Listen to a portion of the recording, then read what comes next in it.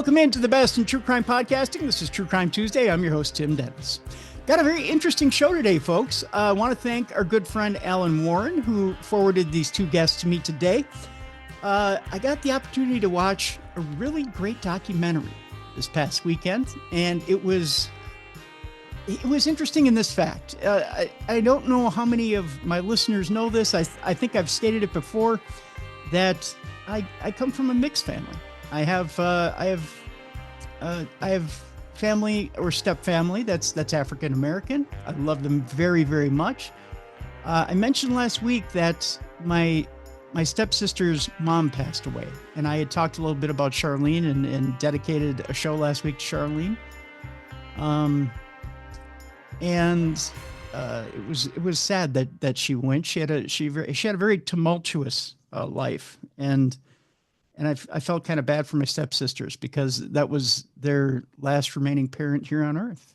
And I had my own sad feelings that Charlene went. Even though Charlene and I weren't close, it was sad for me that the kids lost their mother, because that was kind of their last tie to parents here in Minnesota. And I think we all know how it feels when we lose a parent here in Minnesota.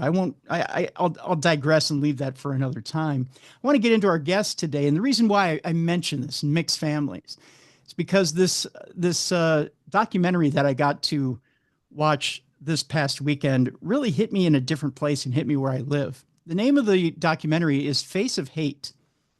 And it has to do with one of our guests today, Steffen Hou, who came from overseas, from Copenhagen, and has documented, and we'll get into it as we bring him in today, documented this particular, I guess we can call him an American domestic terrorist, who is, for all intents and purposes, an American Nazi. We'll call him what he is. And in his brush with coming to the edge of starting a race war, and what he did and how he ran afoul of the FBI and the aftermath of that, and Steffen's journey with Jasen Barker. Also joining us today is Adam Moyer, who I believe is the producer of this film. I want to bring them both in, and let's get a little bit of their backgrounds together. Ladies and gentlemen, here is Steffen Hou and Adam Moyer. Gentlemen, thank you so much for joining us today on True Crime Tuesday.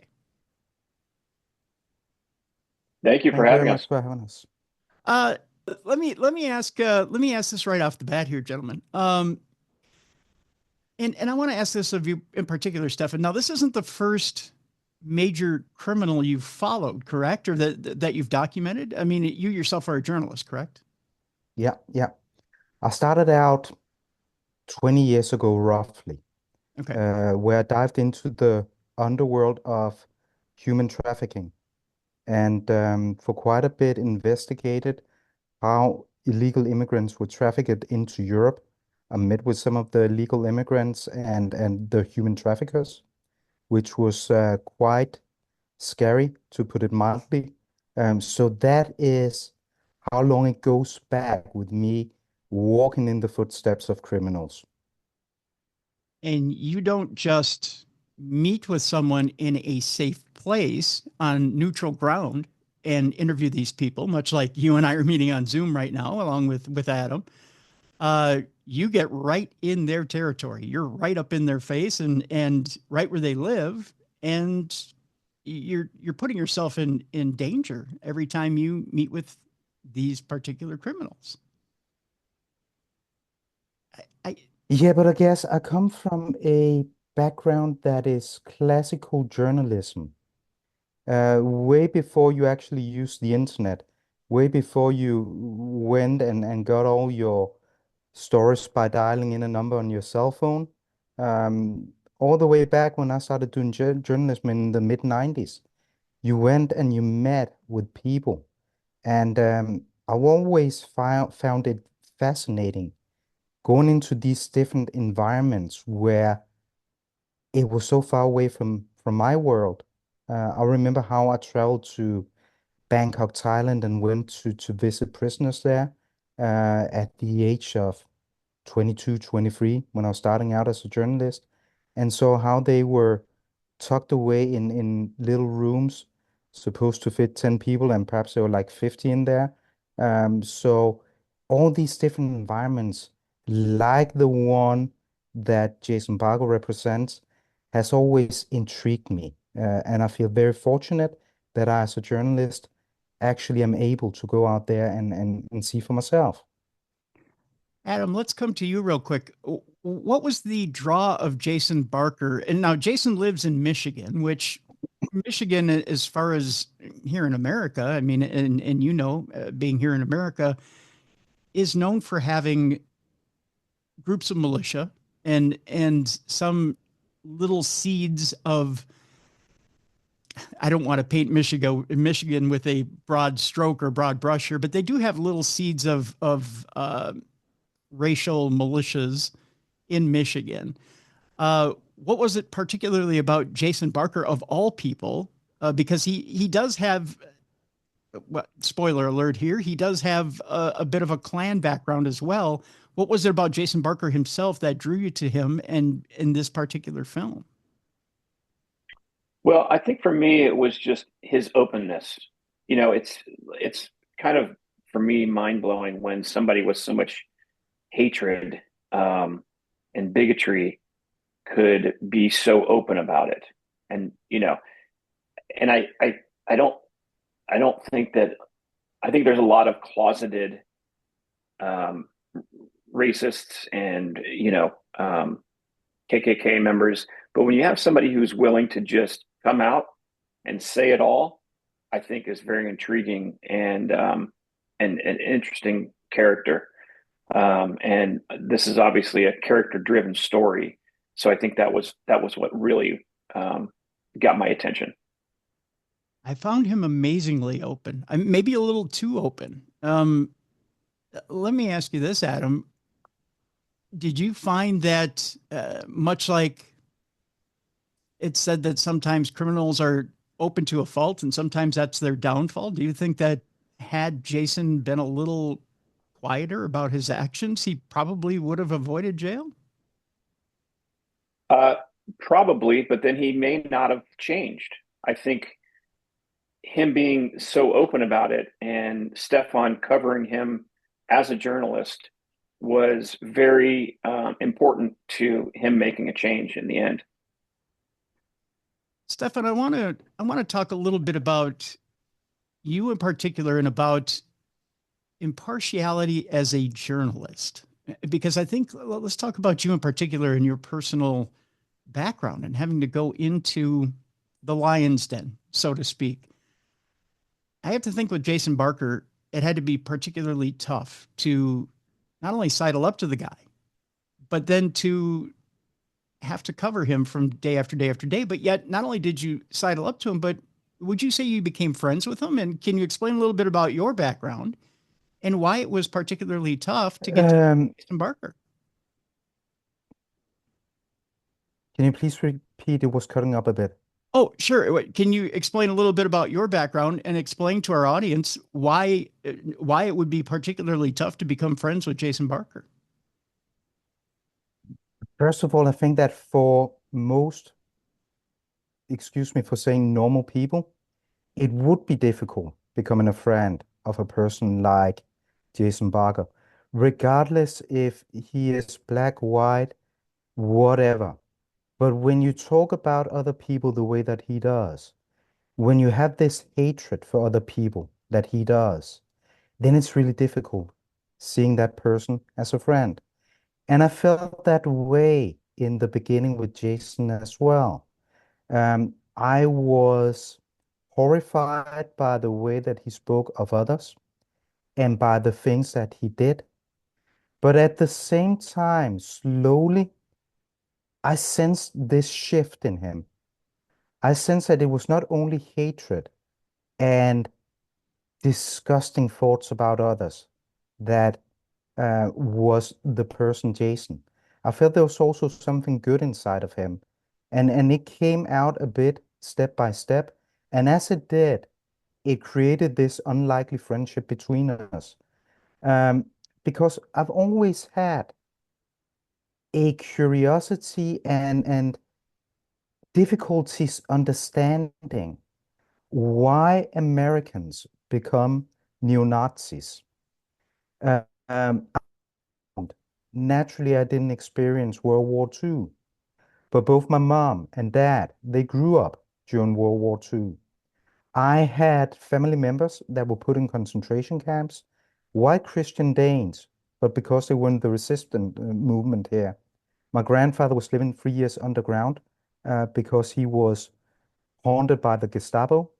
And seeing and listening to my family, hearing what damage the Nazis did to way too many people in Europe during World War II has always made it very difficult for me to understand that any Americans they could actually salute that kind of behavior that the Nazis represented.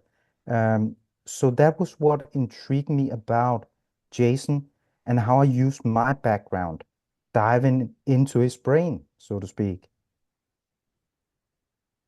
You know, as I sat and I watched this wonderful movie that you've put out, again, the name of the movie is Face of Hate, and you can get it right now on Amazon Prime. So we should let people know right away that you can get that movie right now on Amazon Prime. And we'll have a link in the description. You can also get it on Roku if you don't have Amazon. Oh, great. Okay, thank you, Adam. We'll have links in the description of this program so people can get that movie right away after the program. I kind of felt for you, Steffen. I'm not going to lie. As I sit and I watch the formation of this, and I see you talking to this relationship, as I see you maneuvering around Jasen, because it's kind of like a lion tamer and a lion, right?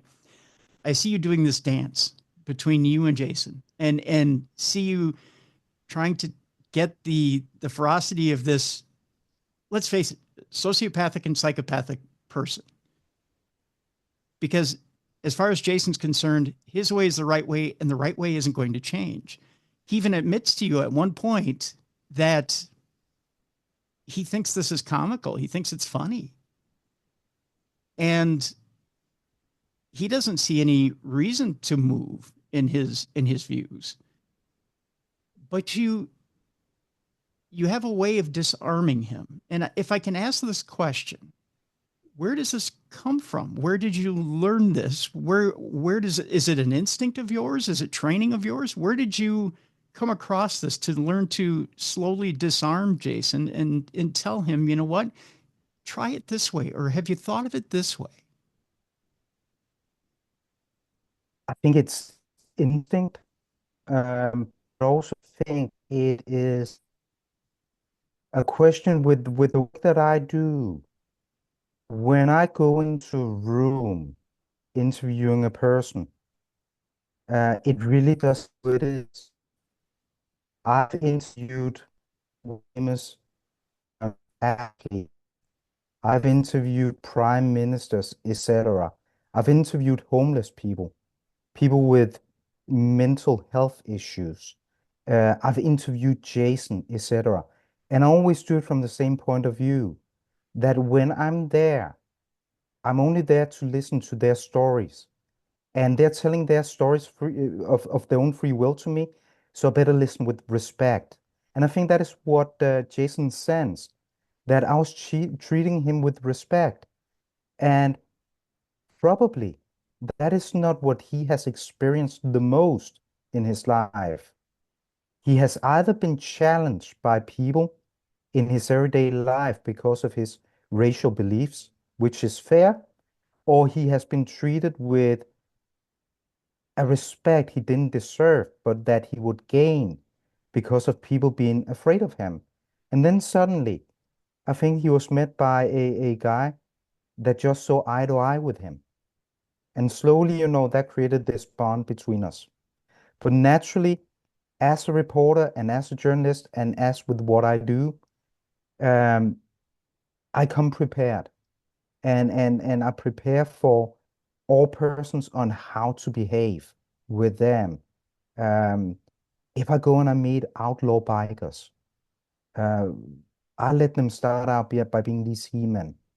And slowly, we'll start diving into a conversation about their children. I'll tell them a bit about mine, etc. And by the end of the day, it's just two folks speaking. Yeah. Adam, what was it about Steffen's technique, getting to know Jasen, that you found the most interesting and exciting, getting to disarm Jasen? Was there something about his technique that made you go, wow, that surprised you? Were you surprised by what Steffen was doing on film? I don't know if I was surprised, but I did recognize that he was able to get Jasen to put his guard down and actually have a nice, calm conversation with him. And I think there was a little bit of, bravado going on with Jasen at the beginning, but soon, once I think Stefan sat down with Jasen to do an actual, one-on-one interview, it became clear that Stefan was not a threat to Jasen, and Jasen, I think, understood that Stefan was there to listen and not judge.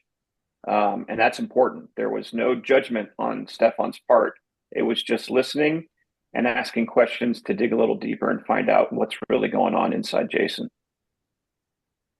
Stefan, was part of getting Jasen to admit to faults, was part of it having to listen to that bravado? Was part of it letting his ego come forward and just letting him blow hard for as long as he wanted to? Was that part of the drawing out process? It was in the beginning. I knew that when we went and spent, I think, roughly a week with him to start out, because I came back numerous times. But the first time we were around for 5, 6, 7 days, I believe. And we wanted to get as much on camera as possible because it was clear that we didn't know if he was going to be there the next time we came back. He could be in prison, he could be dead, he could be so many things. So we want to get as much of this craziness on camera. Because remember, it's almost been 10 years in the making, the movie. So when we started out, it was also something quite new getting on camera that these radicals behaved the way that they did. So we really want to get the camera in, showing them mixing bombs, getting them to tell on camera how they're preparing for a holy war, etc. Getting the proof. And that was the intention in the beginning. But he showed me things that I didn't expect him to show. And we came to a point where it was actually becoming impossible for me to keep quiet. He showed me around his backyard without giving too much away.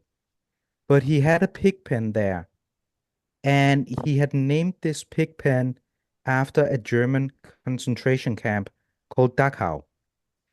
And naturally, that came as a surprise that anyone would do that. What came as a shock was his explanation how these pigs were on the way to the butcher, and therefore it reminded him of what a concentration camp was like. This time it was pigs going to the butcher. Back in the 1940s, it was the Jews. When he almost bragged about he was also going to set up an even bigger pig pen called Auschwitz.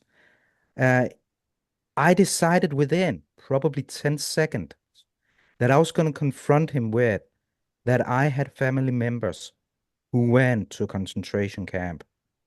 And if that would might change his mind of calling another pig pen for Auschwitz.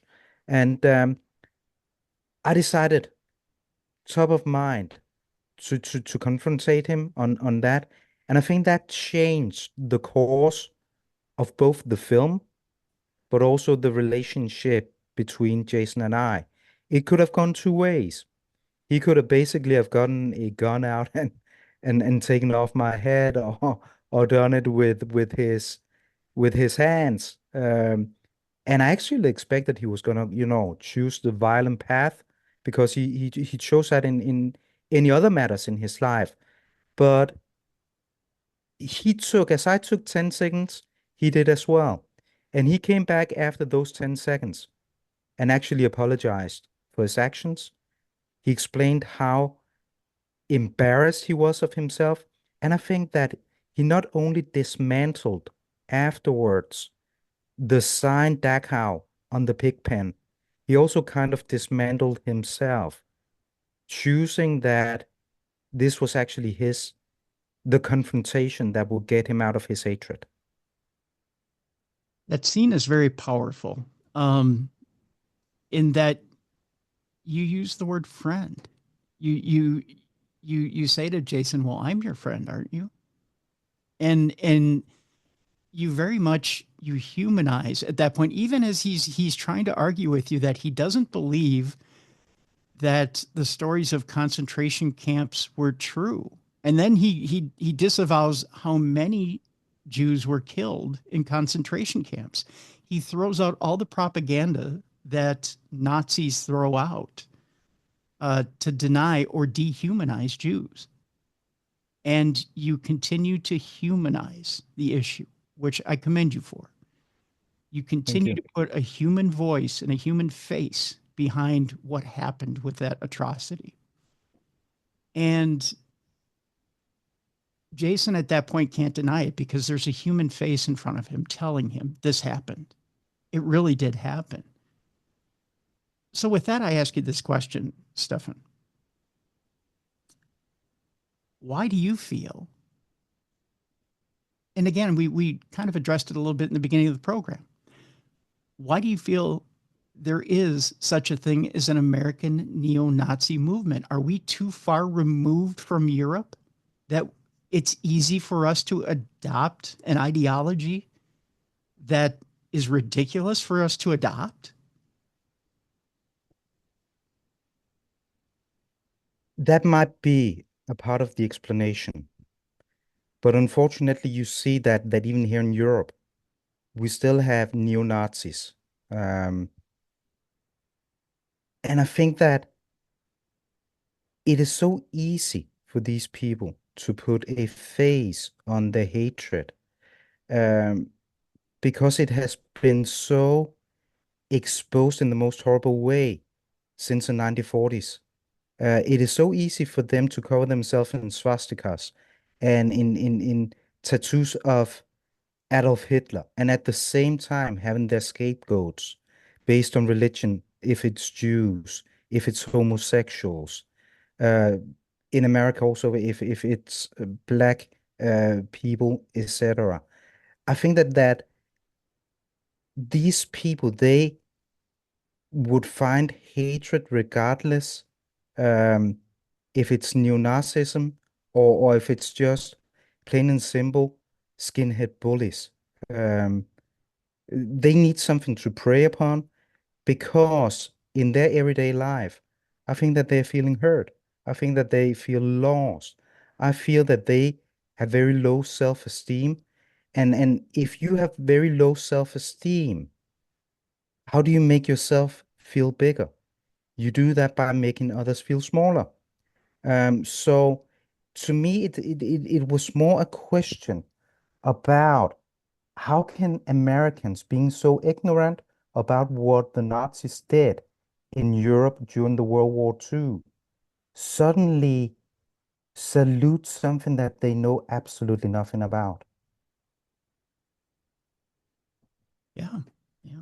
I tell you what, I want to take a break here. When I come back, I want to talk about group mentality, and whether it be just a few people, whether it be many people, and why group mentality will force someone to hold on to an ideology longer than maybe they want to. It was relatively easy, it seems like, for you to go in and help change someone's mind, no matter how temporary or how long that may last.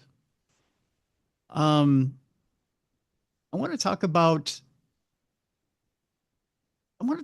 group mentality, and I want to bring in the people surrounding Jasen when we come back. I want to talk about Red in particular, his cousin.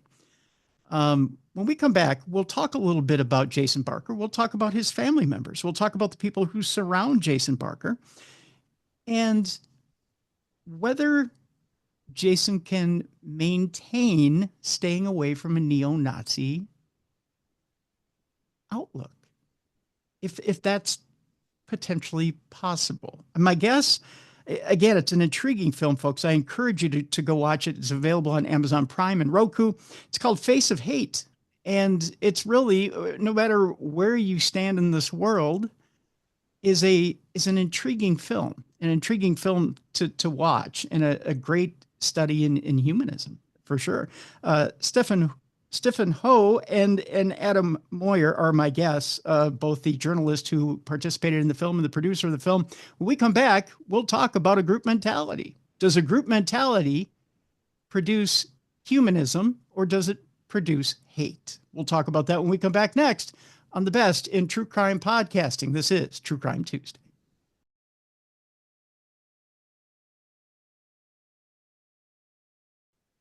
Welcome back to the best in true crime podcasting. This is True Crime Tuesday. I'm your host, Tim Dennis.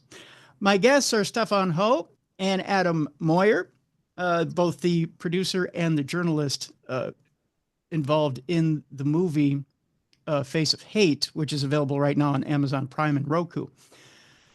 Okay, I'm going to throw this one to Adam first. I want to get a look at this as someone who helped produce the film and got an outside look. And I want to talk a little bit about the influences around Jasen Barker. He has a cousin by the name of Red, who also has an interesting journey in this film. And we'll talk a little bit about Red here in a moment.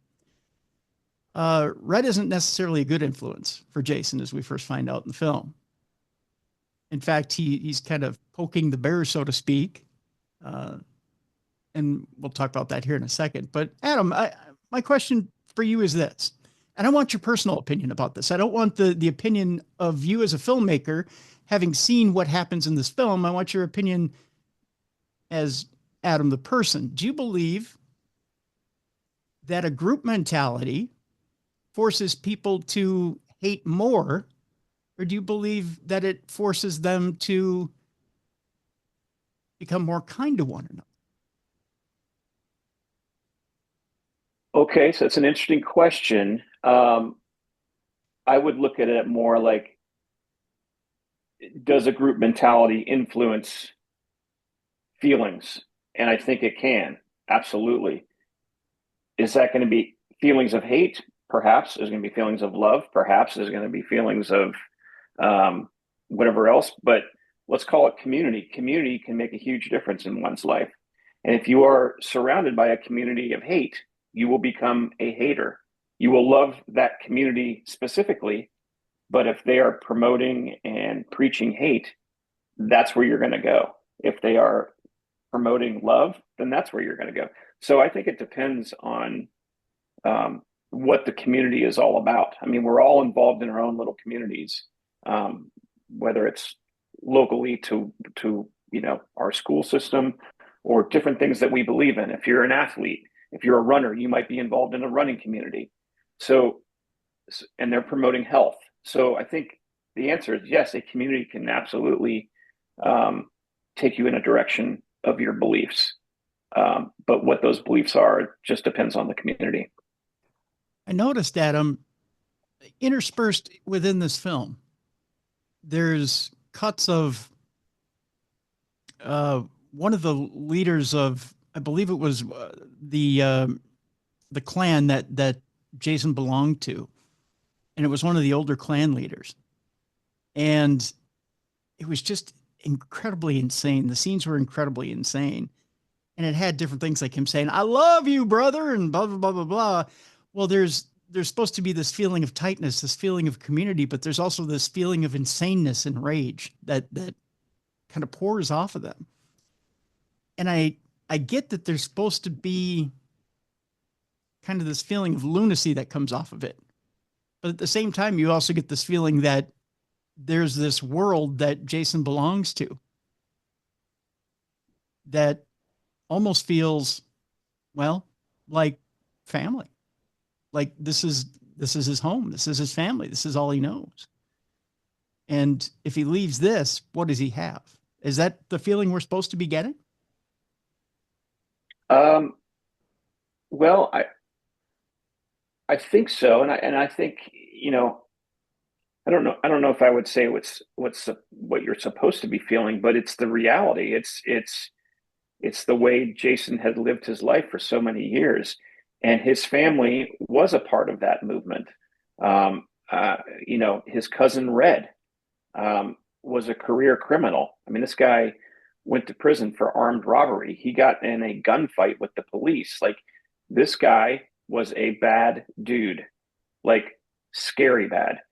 And so Jasen's family, as an extension of him, was part of that hatred group. Not all of them, we talk about it in the film. So I think he, was just embedded into that world. And then beyond his family was more community that he dealt with that was also a part of that hatred community. So, that's what I think attracts us all to this type of story, is that we see this person who is, it's like watching a train wreck. Like, you can't take your eyes off of it because you're amazed by what's happening. But what I want to make sure that we touch on is that this is not your typical white supremacist KKK story. There is an ending here that is surprising and unusual for what usually gets covered. And so that's also what makes this story incredibly unique, is we see the transformation of hate to love. And I want to make sure that we emphasize that as well, because I think that's the most important piece here, is that this man goes from a community of hate to a community of love. And we see this transformation over the years. And you're right about that. That is the overwhelming message here. So with that, and I want to get a little bit into Red first before we get to that part of it, because I want to save that for the end of the program here, Adam. Steffen, let's talk a little bit about Red here, because Red is one of those who undergoes his own transformation in this program, but it's an odd transformation. It's maybe not as obvious, is that a good word to use, as Jasen's. Red is a little more, I don't want to say conflicted, but Red is definitely one who I think, would you say he taps out because he sees the inevitability of where the path lies if he continues where he's going? Is that a good way of putting it? I think you're quite right when it comes to Red on that. The last thing he told me in 2017 was that either he'd be back in prison or he'd die from an OD. He was doing heroin, and he expected that was one of the two ways that his life would end, behind bars or in with a needle in his arm. But then the most amazing thing happened to Red, where I don't think it was, as in Jasen's case, a question of actively choosing another path in life. I thought that it was more by destiny given it to Red. He meets a lady, he falls in love, and he has a son. And when he had a son, he experienced something in his life that he had never experienced before: love. And he found that love was a more powerful force in his life than the hatred that was the only thing he had known till then. And as he had his son, he decided to turn his life around 180 degrees. So I think that there are two big differences in the way that Jasen and Red have both turned their lives around. It was more by sheer luck with Red that it turned out as it did. Okay, so now comes a difficult question. I'm going to start with Adam first. So you two have seemed to find the formula. The formula being this: you just have to take a hard boiled egg and make it soft, right? You just have to find a way to reach each individual neo-Nazi and soften them up with love. Seems like an easy mission, right? So why is it that we can't seem to crack that egg? Why is it? I mean, everybody seems to have a family. Everybody seems to have individuals. Everybody seems to have, if you look at the average I shouldn't say the average neo-Nazi, but if you tend to look at the average structure of some, like, let's say the KKK, for instance, if you look at a lot of these groups like the KKK here in America, you look at these average members, they're members in society, they have jobs, they have families. Why is it that they function in society, yet they have psychopathic behavior and love hasn't gotten through to them to make them see that their racist ways are not proper? And I want to start with Adam and say, why is that love potion not gotten through to them and changed their racist ways? Wow. Well, we might have to bring Dr. Phil in for that one. I, that's a big question that I honestly had never thought about. But I think going back to sort of what Stefan tapped into with Jasen is maybe no one's listening. Maybe no one's listening to them. Their relationships are very surface, and there's no one sitting down and actually just listening and not judging and understanding where they're coming from. Why is it that you hate? Why is it that you feel like the KKK beliefs are what fit your life? And so maybe we all just need to listen to each other a little bit more and try and understand and find that middle ground, which everybody always talks about. That it's a huge question that I think is totally individualized, and everybody is driven by different beliefs, obviously, and there are causes and conditions for the way everybody acts. So it's a huge question. It's an interesting question, but one that I don't know that I'm qualified to go deep into. But that would be my thought. Stefan, I want to ask you, you've been side by side with Jasen, you've been side by side with Red, and it seems like you got into their individual reasons. But when you look at it as a whole, everybody has a family. Jasen had a family that was right there. He had multiple girlfriends that couldn't reach him. He had multiple children. I believe multiple children. He might have had one. He had the one daughter. That at any time, that love of that one daughter could have broke him down and made him change his ways. But it took you coming into the picture to be the mirror to reflect him upon himself. Why do you feel it was you in your particular circumstance that made him realize he had more to lose than to gain?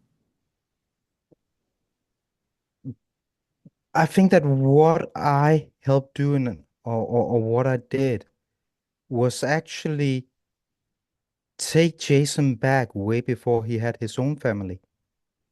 And that may be where all the hatred in general stems from. You can be, really high on self-confidence, but low on self-esteem. And the self-esteem, that will come from the family that you're brought into mainly as a kid. The upbringing you have, the love or the non-love from your parents, etc. And Jasen, he had no love when he was growing up. The thing about Jasen is he had no family because his father left when he was 1 year old, and the mom died in his arms when he was only 7 years old. They were in a car crash, and they were on a dirt road without any help to get. And it was just a matter of minutes before this mother died in the arms of a 7-year-old boy. And he realized that she was the only source of love for Jasen at that time. And it was a love he could not provide himself with later on. But what he could provide himself with was hatred and anger due to the loss of his mom. And that is how he got deeper and deeper into the hatred. He realized that the sorrow and pain he felt, it was so deep that there was nothing that could get him out of it except from getting hateful, getting violent, and angry. Because when he was in that violent moment, that would completely control his emotions. And when that was in control of his emotions, he wouldn't feel the grief that was more painful than anything else. And I think that is where we're actually with the previous question you asked, where we can go back and start looking at why these people you talk about that are functioning and in control in their everyday life. Well, they're in control in their everyday life when it comes to their believe in themselves, that they'll manage, that they'll get through. But that doesn't mean that they like what they see when they get up in the morning and look at themselves in the mirror or when they go to bed. Now we're back with the self-esteem and how you feel about the life you have been given and not something that you can control. And when you can control things, you find this group, also the group mentality that you spoke about, where you back each other, where you actually give each other some kind of not real self-esteem, but you back each other in pretending that what you do, your action, your beliefs, etc., are okay. And that is also how Jasen fell in to the hatred because of him not having any love, having any family. He found that family when he met the Ku Klux Klan at the age of 16. And then it swallowed him completely in a way where he got 4 children. That's correct. Multiple girlfriends. He had aunts, uncles, etc.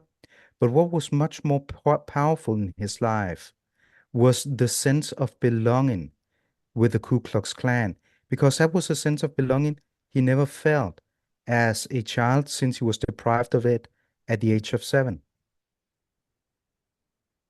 I have to ask, I have to ask you, Stefan, and Adam, feel free to chime in after I ask Stefan this question as well.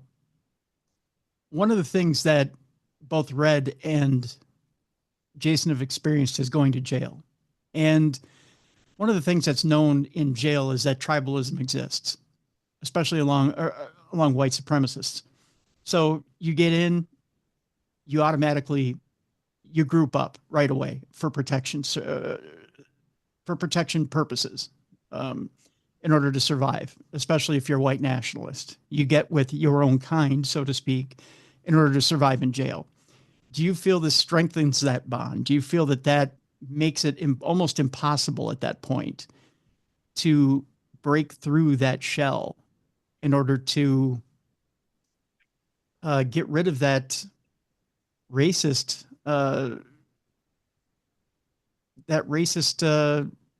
hate that exists? I mean, does that only strengthen that hate even more to get into that system and keep going through that system and then being spit back out, be put back out into the real world, and you've got that new hatred again, and you've got a new mission? Is it just a cycle? Stefan, I'll go to you first. Yeah.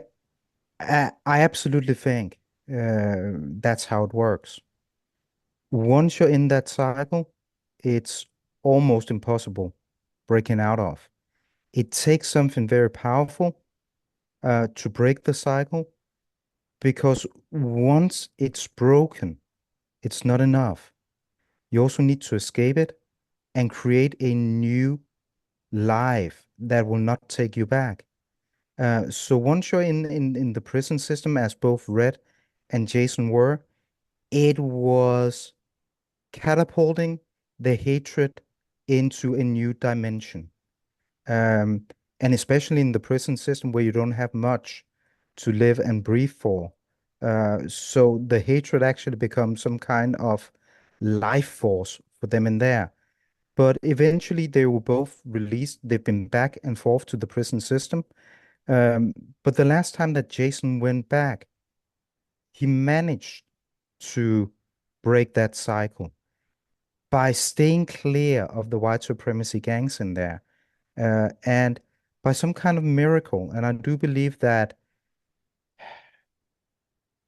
the picture that we've been doing, the filming we've been doing, has helped that along. Because during our journey together, he found out that there was actually something outside this little world, this little bubble of hatred and racism that was worth living for. I think he realized that he actually had those children that you mentioned before, that he actually had a family now that was not racism. So the cycle in his case was broken, and he escaped. Adam, do you feel like this cycle continues on and on and on, and it takes something special to break it, or do you feel like it's just a matter of getting someone involved to break it? I think it can be broken, and I think that Jasen proves that. And I think, again, going back to individual lives, Jasen was lucky to realize that he does have a family outside of this cycle, outside of this hate, and I think that helped bring some reality to his life, and make him realize that I don't need to be involved with this group of people and this hate in order to be loved. He's got it right in front of him. So I do think it can be broken, and it takes that moment, and maybe it was Stefan approaching and confronting him about this kind of stuff made him think twice about it. I think that when Jasen goes back to prison during our filming, I think that he really looked at the friendship with Stefan and realized that Stefan was, I don't want to say preaching, but he was getting Jasen to pull out some emotions and things that maybe Jasen didn't even realize he had. Yeah. And it made him realize that he's either going to continue a life in prison or not have much of a life on the outside. Let me ask you this, Adam. Do you feel like the responsibility is now on Jasen and Red to continue to maintain that lifestyle, or are they going to need maintenance throughout their lives to stay on the straight and narrow? Is it something where now it's their responsibility to reach out to other clan members, to other white supremacists, and continue to break them of cycles? Should they now continue the work that Stefan's done with them? Is it something where they need to be the people now to reach out? Do they carry a heavier weight? Do you feel that may be the next course of action? I think that is the next course, and Jasen has already shown a lot of interest in wanting to go out and tell his story, and help people get out of the movement. He really wants to, at one point he talks about how he was out there recruiting some of the guys that he even saw in the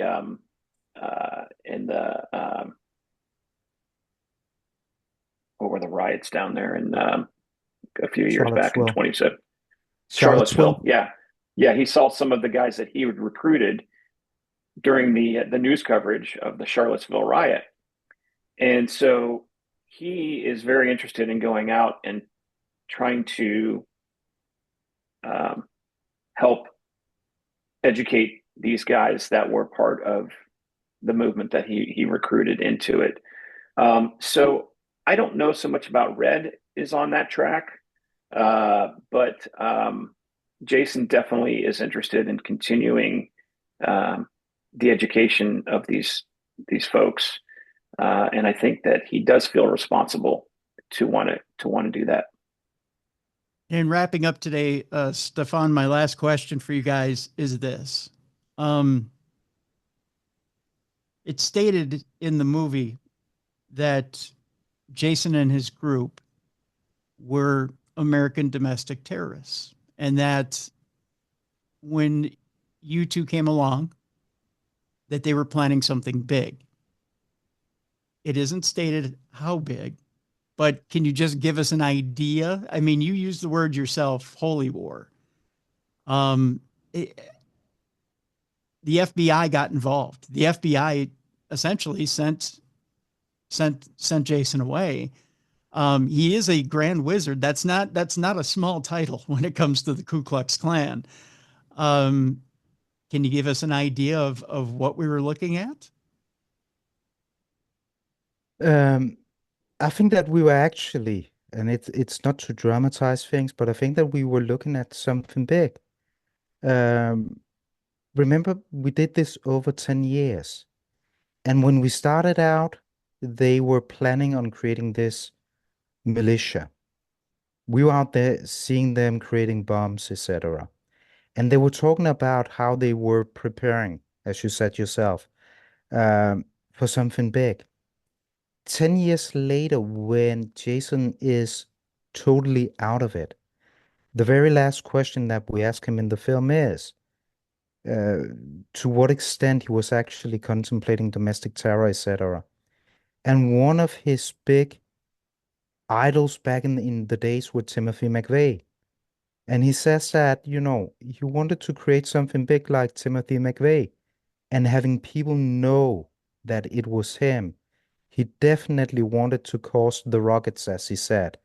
So I think that if they had had the chance, and he freely admits that today, that it was on his radar, that it was on his mind, and that he was thinking in the way that he was going to do some damage and big damage to people, and he wouldn't mind if people knew afterwards that he was the guy doing it. So I think that just with a statement like that, coming from a man that I believe is 100% out of it today, but having the courage to admit that is also because it was something that he back then really wished and wanted to carry out in life. Wow. Well, God bless you both for getting involved and helping turn them around. I mean, that says something, that a man was so deep in his psychopathy that he thought he wanted to take out scores of people and wanted to do it for glory and what he perceived as glory. And then at that point, you were able to reach him and show him a different way. I mean, God bless you both for doing that. Thank you. Thank you. Folks, I encourage you to go watch this movie. It is an incredible movie. The name of the movie is Face of Hate. It's available right now on Amazon Prime and on Roku. We have a link in the description of this program. Folks, I want to thank you both, Steffen Hou and Adam Moyer. Thank you so much for joining us here on True Crime Tuesday. Thank you very much. Thank you very much. Folks, it's time for us now to lighten things up a bit. It's time for us to bring in Jessica Freeburg, and it's time now for Dumb Crimes and Stupid Criminals. It's Crayon News story time.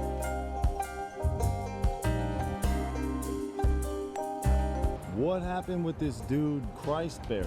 I heard he cut his penis off and then jumped off a balcony.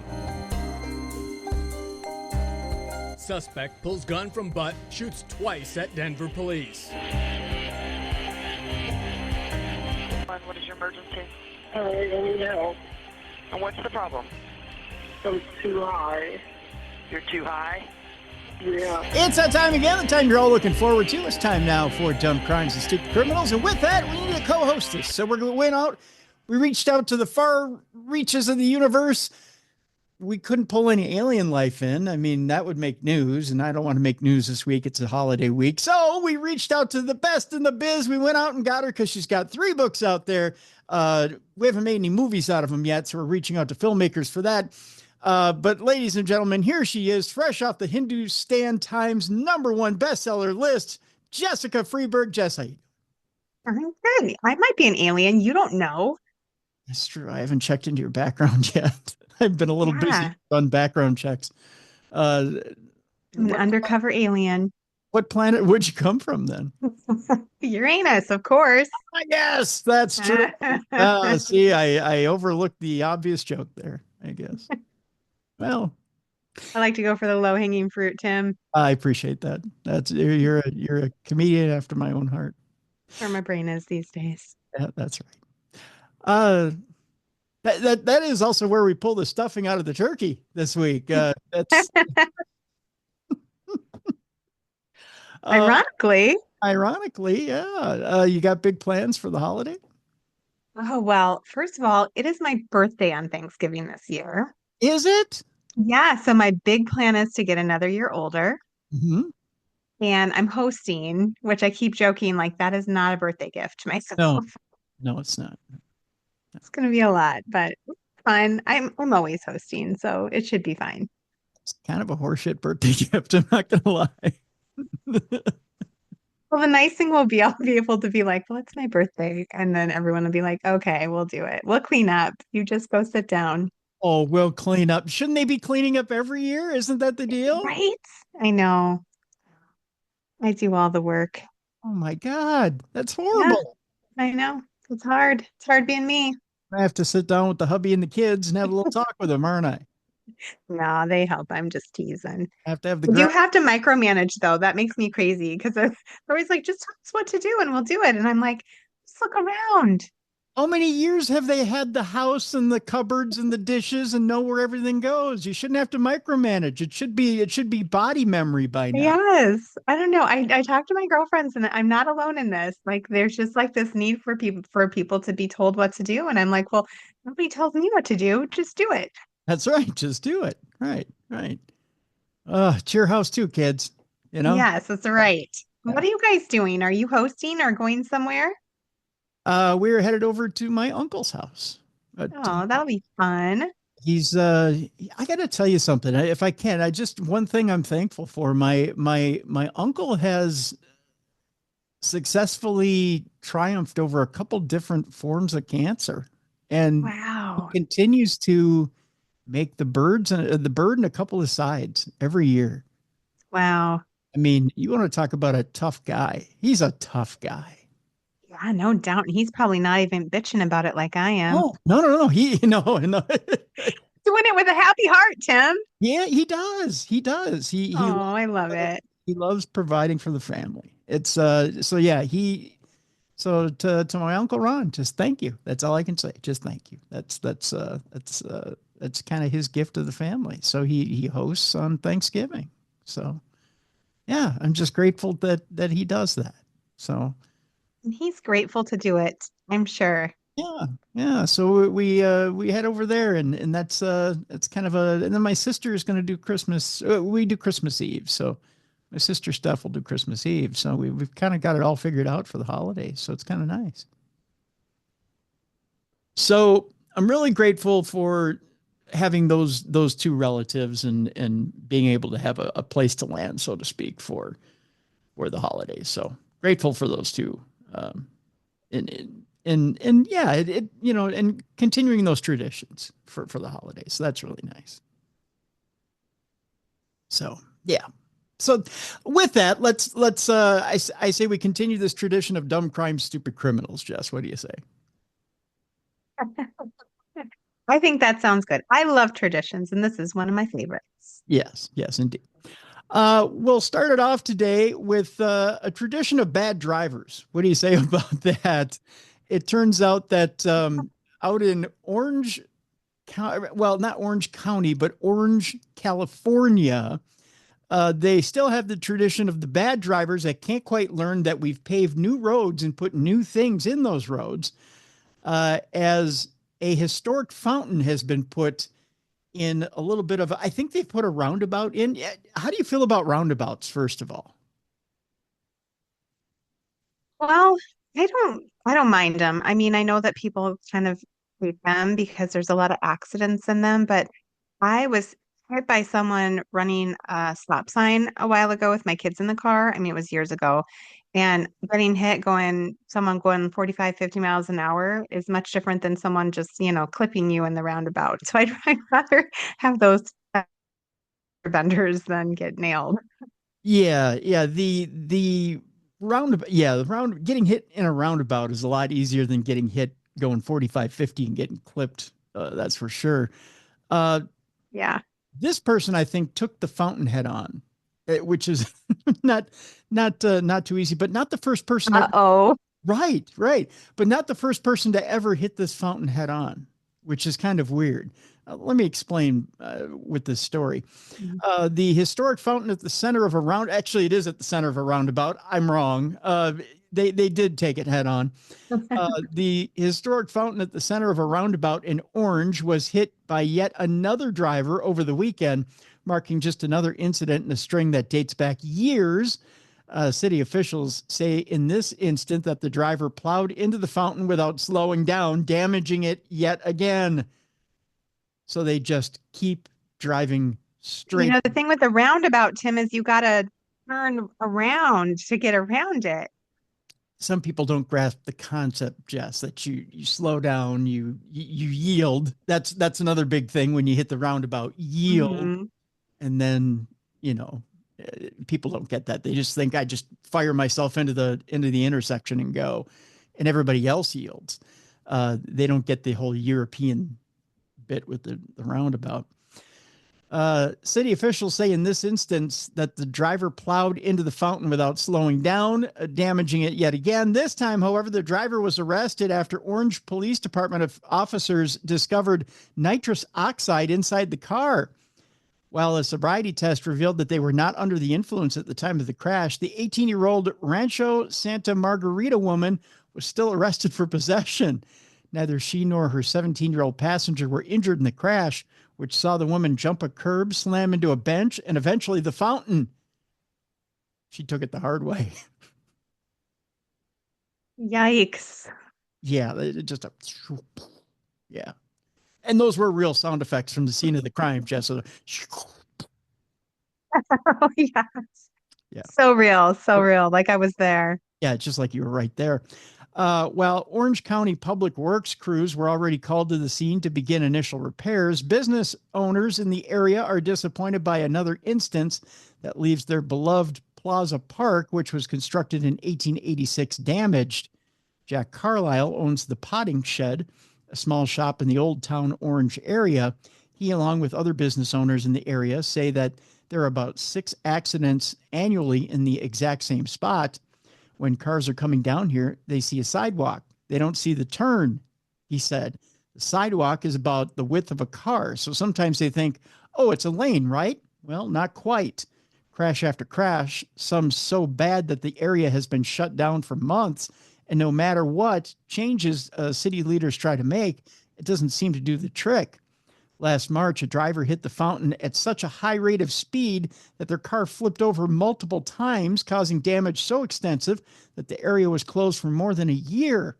It finally reopened in April after the $225,000 restoration project was completed. That's...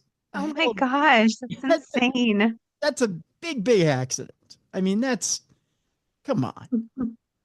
What's the speed limit in a roundabout anyways? 15 miles an hour? I think my daughter just told me that it's 20 miles an hour, but I never go over like 10. Like you're going until you're like, coming out of it and then you start picking up speed. Yeah.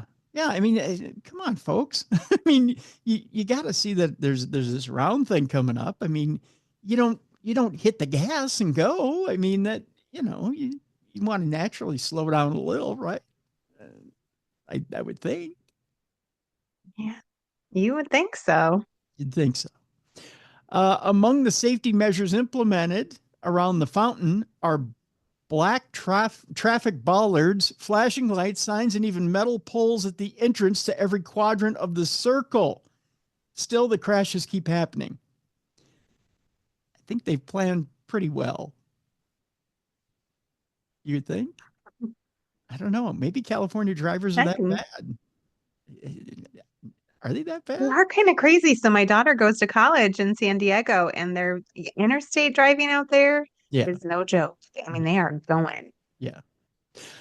Carlisle, like many others, are left without a concrete answer. Maybe we need something bigger that can visibly be seen that directs people. Like what? A traffic cop? What do you want? We need something bigger. We need something bigger they can crash into. What do you want? A sign? Roundabout? Go this way? What do you want? A neon sign, Tim. I guess. As for now, he's hopeful that necessary repairs can be completed ahead of the Christmas tree lighting ceremony, which is scheduled for the plaza on December 8th. Well, now you're going to put a tree out there to get hit. I mean, what are they going to do with the tree? I mean, are you going to put big signs around a Christmas tree? Please don't hit it with your car. I don't know. I think the people of Orange are a little reckless. That's what I think. It's just me. I think so too. I'm not driving there. I'm going to avoid it. I wouldn't either. I think they personally scare me. All of them. Every single one of them. Just saying. Oh, let's see here. I should explain to people, Jess, that I have Comcast to blame for having absolutely crappy internet today. So I'll throw that out there right away today. So the stories are coming slow and not so often as we stall for time between stories here. No. Our next story has to do with a man who I think was a little confused as to where he was hunting. We go to Denton, where a man was arrested for shooting arrows at people in a Denton Walmart. I think probably here's what happened. He was probably hanging out in the sporting goods section of Walmart and thought he was actually in the woods hunting deer. I can see where you would get confused. Denton police have arrested a 47-year-old man who barricaded himself in a Walmart store and shot arrows at people. That according to a police report. At about 6:40 a.m. on Thursday, it was bright and early too, so he did think he was out in the blind. See? No, it's just like a regular hunting outing, just indoors. Yeah, you see, he got his little thermos of coffee. He took his bow and arrow out there. He got his quiver of arrows, and he got up in what he thought was a tree. It was probably just a ladder up there, and sat up there, and he's aiming his little arrow, and he was waiting for a buck or a doe to come by, and instead he shot poor Agnes coming by in her cart looking for bargains on Thursday. Poor Agnes. Yeah, she took one in the leg. Who knew? Right? Yeah.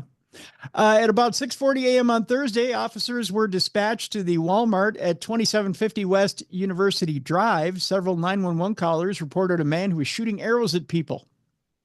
Well, see, that's the thing. He was either shooting arrows at people or he was successful at getting arrows into people. There's a difference. And that is accuracy. That's what we call it, folks. Accuracy. Yes. The report states that the man took a bow, arrows, arrowheads, and a hatchet from the store, barricaded himself with nearby items, and started shooting arrows at employees and customers. Oh, dear God. Employees ran him out of the store, and he left the area before officers arrived. Then at about 9 a.m., officers were dispatched to a call about a suspicious person in the 1100 block of Ector Street, which is about 1.25 miles from the Walmart. The caller said that a man had jumped her fence and was in her backyard. Well, because we still had good daylight for hunting, Jess. That's why he was in the backyard.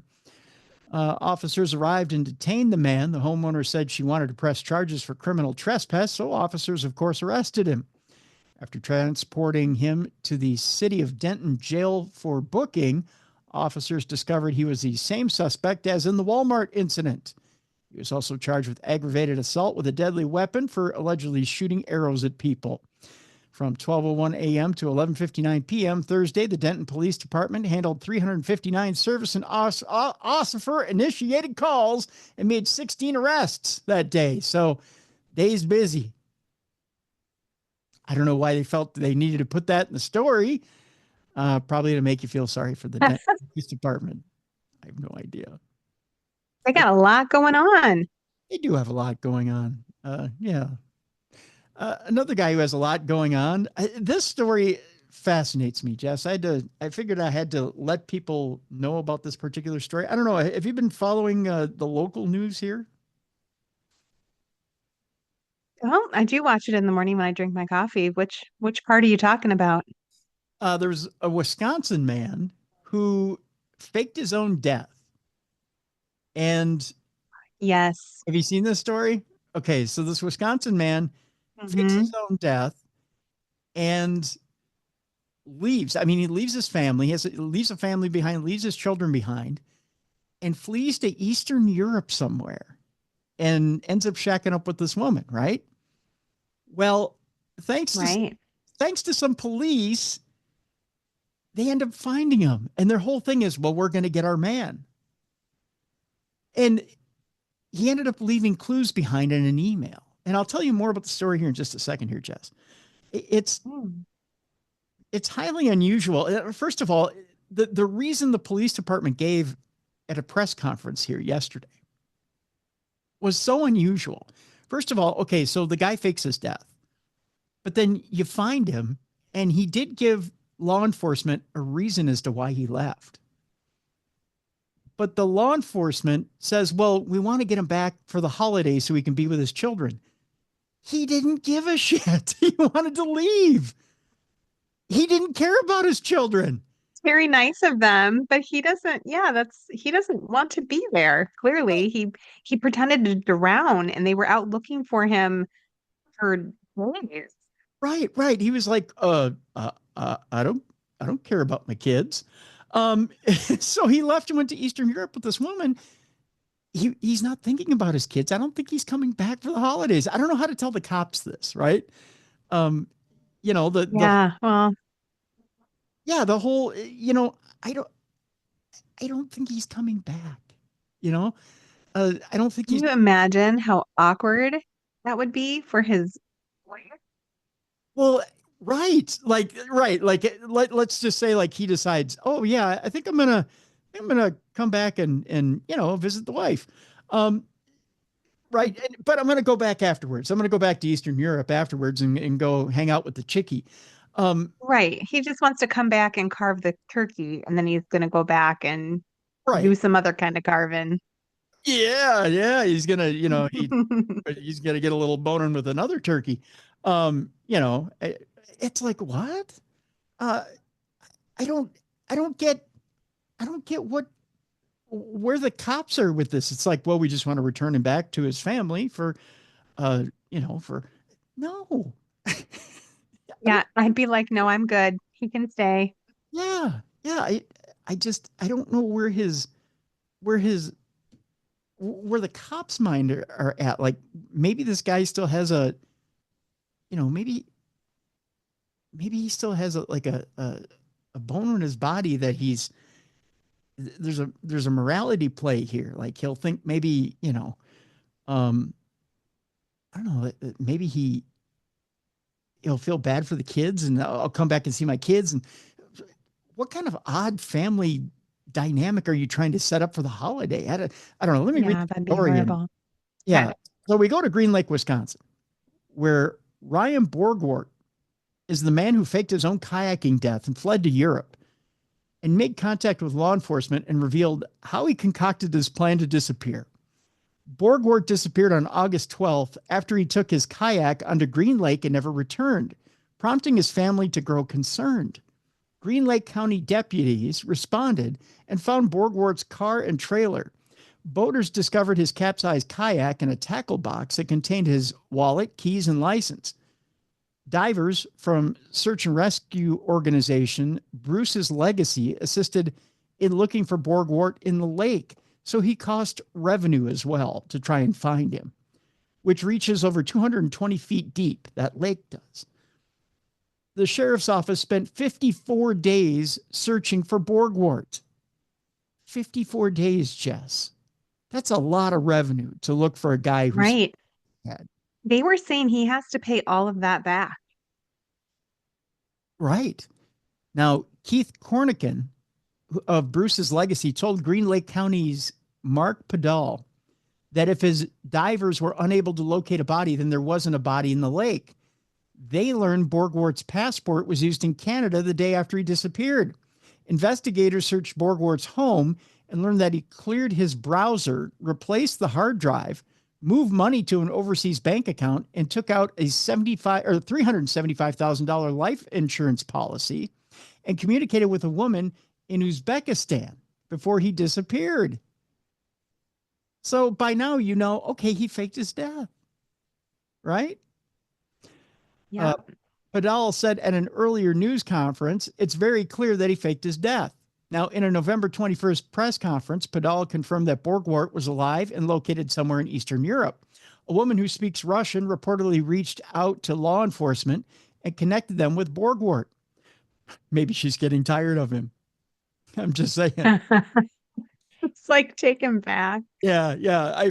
I've met said Borgwart. I am not impressed. You can take him back now. Padal said Borgwart faces an obstruction charge and tens of thousands of dollars in restitution for what it cost to spend weeks looking for him on Green Lake, as well as potential federal charges. Padal's chief deputy communicates with Borgwart nearly daily. So they talk to this guy nearly daily, right? Yeah. Borgwart even sent a video to the sheriff's office saying he was safe, secure, and in an apartment. Well, that's mighty cheeky of him. Oh, nice. Yeah. Yeah. Way to check in. I'm safe. I'm secure. I'm good. I'm here in Uzbekistan. You know, say hi. Okay. Bye-bye. Yeah. Bye. I'm here with old gray face over here who doesn't want me anymore. Padal said, great news. We know that he's alive and well. The bad news is we do not know where Ryan exactly is. He's not going to tell you what street he's staying on. Right. Yeah. Borgwart revealed to investigators that on August 12th, he hit an e-bike near the boat launch and paddled out on his kayak with a child-sized inflatable boat. After overturning the kayak and dropping his phone in the water, Borgwart paddled the boat to shore, got on his bike, and spent the rest of the night riding to Madison, Wisconsin. Just like the Wicked Witch. I was going to say kind of like Dumb and Dumber, but yeah, either one will work. Yeah, that one will work too. Once there, he boarded a bus to Detroit. The bus stopped to the Canadian border and continued on to the country. He went to an airport, got on a plane, and fled. This guy did more planning than he did for the kids for Christmas. Yeah, that's a lot. But also so dumb because you don't think anyone's going to notice that you use your passport. Right. Like they can't. Come on. Yeah. Just because you throw your phone in the lake, you're untraceable. Like Right. your passport is like your identity, man. Yeah. According to Padal, Borgwart's biggest concern is how the community will react if he comes back. How are they going to react? They're going to think you're a scumbag. And an idiot. Yeah, and an idiot. It's not like they're going to throw you a welcome home parade. No. They're going to whisper about you. They're going to laugh. They're probably going to call you stupid right to your face. That's right. Yeah, you're not going to get the hero's welcome. That's for sure. Brace for it. You earned it. That's right. They're going to call you Bumblefuck Borgwart. Would that be a good one? I think that'd be a good nickname. I like it. Yeah, I Yeah. think it fits. Borgwart reportedly said he did not think divers would spend more than 2 weeks looking for him, to which Padal responded, I hate to tell you, he picked the wrong sheriff in the wrong department. Do you think they have anything better to do in Green Lake? I mean, I don't know. It sounds like probably not based on what I know about the area, but also, even if they did, they would still try to find his body to bring closure to his family. It's not like they're just going to be like, oh, we didn't find it. Like time's up. Moving on. Borgwart did his research in choosing Green Lake because it's the deepest in Wisconsin. It didn't go the way he planned, Padal said. Now we're trying to give him a different plan. Padal told reporters he and investigators are going to continue pulling at his heartstrings until Borgwart decides to fly back. He pleaded Christmas is coming, and what better gift could he give his kids than to be there for Christmas. I wonder how old his children are. I mean, can they process what's happening? Because I'd be so mad at my dad. Yeah, but right. But then, okay, come back for your kids. Come back. But then the wife is there. Yeah, you know what they're doing though, Tim? They want him to come back because they can't criminally charge him when he's in another country, and they're gonna hang his ass out to dry. That's right. The minute he touches down in the United States, he's criminally liable.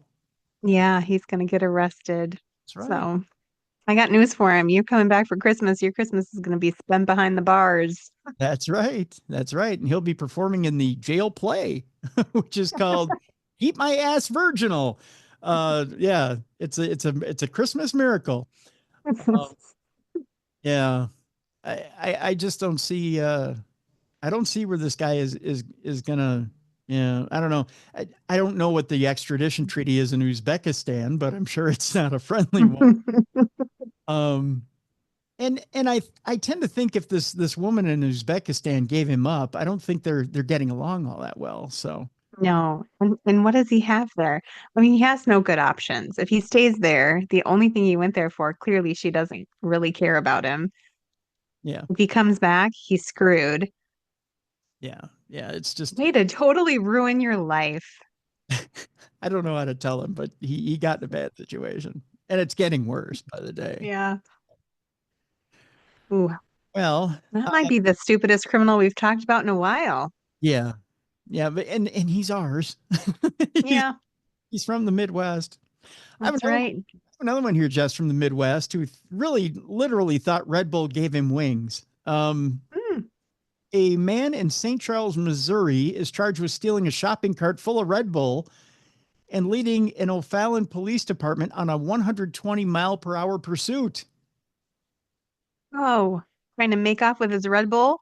Yeah, well, it gives you wings. Here's a picture of said guy who believes Red Bull gives you wings. No, bless his heart. Think he finished the cart? He looks like he's stoned to the bejesus, that's for sure. He does. He's a little slouched over and he doesn't look right. He's seeing things, I think, is his whole deal right there. He's got that, huh? Look at his right. St. Louis man who police saw walking to his car with about $500 worth of allegedly stolen Red Bull energy drinks led officers on a pursuit where speeds topped 120 miles per hour on Thursday in St. Charles County. St. Charles County prosecutors have charged 33-year-old Anthony C. Simpson with felony aggravated fleeing a traffic stop, as well as stealing and driving with revoked, both misdemeanors, or while revoked, both misdemeanors. He is confined in the St. Charles County Jail on $50,000 cash-only bond. Whoa, they mean business. Yeah, he pissed somebody off, that's for sure. According to an O'Fallon police probable cause statement, officers were looking for Simpson on active warrants and were familiar with his prior stealing patterns, which apparently consisted of stealing Red Bull from local supermarkets. He made that a career. That's the only thing he steals? That's so weird. That is, well, everyone's got a kink, right? I guess that's his. I guess. Simpson has previously been convicted of stealing 3 other times, police said in a statement. It should be noted that within the last 30 days, Simpson would go to Schnucks and Deer Bags and steal Red Bulls throughout the St. Louis region. That's a grocery store? Schnucks and Deer Bags? Schnucks and Deer Bags. Schnucks and Deer. It sounds like deer testicle. It does, doesn't it? Yeah, Schnucks and Deer Bags sounds like something you'd shoot for it, and the guy from Walmart would shoot at. Kind of like a Rocky Mountain oysters, only deer. Right. On Thursday, officers identified Simpson walking to his car with a loaded shopping cart of Red Bull at the Schnucks at Darden Crossing at O'Fallon, or in O'Fallon. Police said he passed all points of sale with the cart of energy drinks valued at $500. Police activated their lights and sirens and drove to the suspect's vehicle to arrest him in suspicion of theft and active warrants. Simpson took off, nearly crashing into a police cruiser and a sedan entering the parking lot. Simpson then led police on a pursuit on Highway 364, a multi-lane thoroughfare. According to the statement, the pursuit reached speeds of 120 miles per hour as Simpson weaved in and out of traffic and drove on the shoulder of the highway. At the intersection of Highway 364 and Motherhead Road. God, I love the way they name roads in Missouri. It's so good. That in stores, Schnucks and Deer's Head and Motherhead, and you got to love it. Police say Simpson lost control of the vehicle and crashed into a concrete barrier. Red Bull may give you wings, but it doesn't have brakes. I know that much. Owie. He then refused to get out of the vehicle until police fired pepper balls at him, which will get you to do anything. Pepper balls. I would definitely do what I was told if you were firing pepper balls at me. Yeah. All resistance then ceased, the statement reads. I think he came along quietly after getting hit with pepper balls. So congratulations to Mr. Simpson for being caught with $500 worth of Red Bull. Way to be an idiot. Way to be an idiot. That's right. Way to be a dumb crime or a stupid criminal committing a dumb crime. I'm going to tip my cap to a buddy of ours here on the show, the Blue Meanie. He's never in his career looked like this, Jess, nor has he committed a crime while doing so. What is happening? I know our friend Blue Meanie does color his beard blue. Okay. He also colors his hair blue, but he's never been arrested while doing so. Now, you may have to refer to the video. I'll tell you what, I'll also put this, a link to this story in the description of the program so you can see the picture of what we're looking at right now. But a man with a blue beard was arrested for allegedly threatening to blow up an Ulta beauty store this past week. Why Ulta? I'll tell you in a second. Where's he going to get his beard dye if he blows up Ulta? Well, color crayons, markers. I've never asked Meanie how he does his beard. I'm guessing it has something to do with the Ulta. I would think. Yeah. I mean, where else do you get blue dye? Why is this man so angry? I don't know, but he's in Alabama, so let's find out. I don't know. All right, let's go. I don't know how you pronounce this town. Is it Opelika? Opelika. All right, we'll go Opelika. Police arrested a 42-year-old man for allegedly, he's 42 and he has a blue beard. All right, in all fairness, Meanie is in his 50s, but he doesn't dye his beard blue all the time. Yeah, it's part of his thing. Yeah, it's a gimmick, and he gets paid for it. This guy just dyes his hair blue just because it's Wednesday. Right. The difference is that's kind of like part of his brand. Right. That a grown man gets paid for. Right. This guy just has a blue beard. And other stuff going on. Hey, what did he have on his forehead? That was all messed up. I don't know. Should we look at it's like marker on his, take a look at that. That's like marker on his forehead. He like colored his. No, it looks like his face is red. Like he colored his face red with a marker. And then he has like a black line that almost looks like he put stitches across his forehead, but they're really bad. They're not realistic looking. And then he has a green nose. It's like he let preschoolers color him in. Yeah, it is. There's so much going on there. There's a lot going on. He's got a lot going on. He's got a lot going on. Police arrested a 42-year-old man for allegedly threatening to blow up a beauty supply store this month, according to court documents cited by WRBL TV on October 19th. Opelika Police Department officers responded to the Tiger Town Shopping Center after an Ulta Beauty employee reportedly heard Timothy Lincoln on the phone saying, "I'm going to blow this up," with an expletive added in. So was it, "I'm going to blow this up, fucker," or "I'm going to blow this fucking thing up"? Or "I'm going to blow this shit up." Or "I'm going to blow this shit up. I'm going to blow this up shitter." No, see, it doesn't quite work.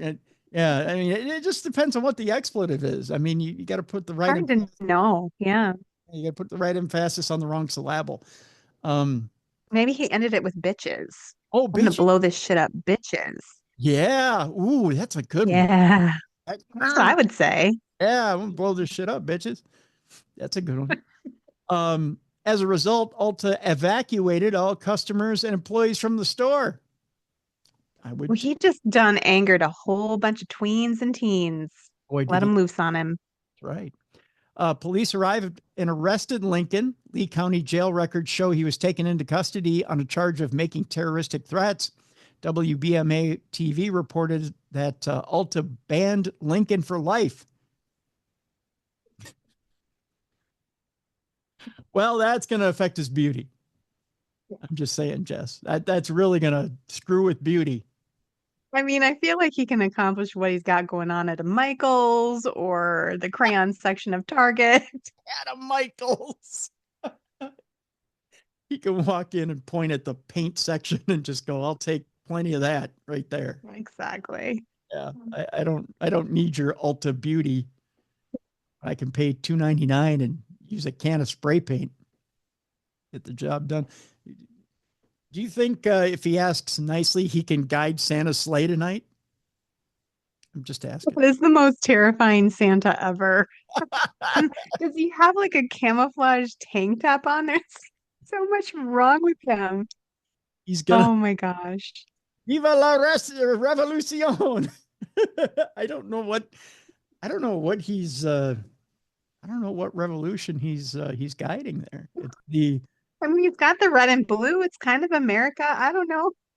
Well, with the green nose though, it's the colorblind revolution. That really throws it off. I have no idea. Good Lord. I'm so confused. I am too. I have no idea. But let's go from Ulta to another store chain. One man insulted our fashion sense. The other people are stealing from it. We go right here. Yep, we go right here to our own backyard, where a couple is accused of stealing nearly $1 million worth of Lululemon products from their stores. That's right, Jeff. Okay, as a mom of kids who like Lululemon, it's tempting. I'm not gonna lie. You're not gonna lie, that's pretty tempting. Yeah. You might throw in. No, I'm kidding. I would never, but yeah, it's expensive. Well, $1 million worth of Lululemon products is what? 4 pairs of yoga pants and that's only like 10 things. Yeah, that's like 10 things. It's really nothing. 44-year-old Jadian Richards and 45-year-old Aquele Laws Richards were arrested on November 14th in Minneapolis, St. Paul. Oh, well, I'll be at that store on Black Friday. There you go.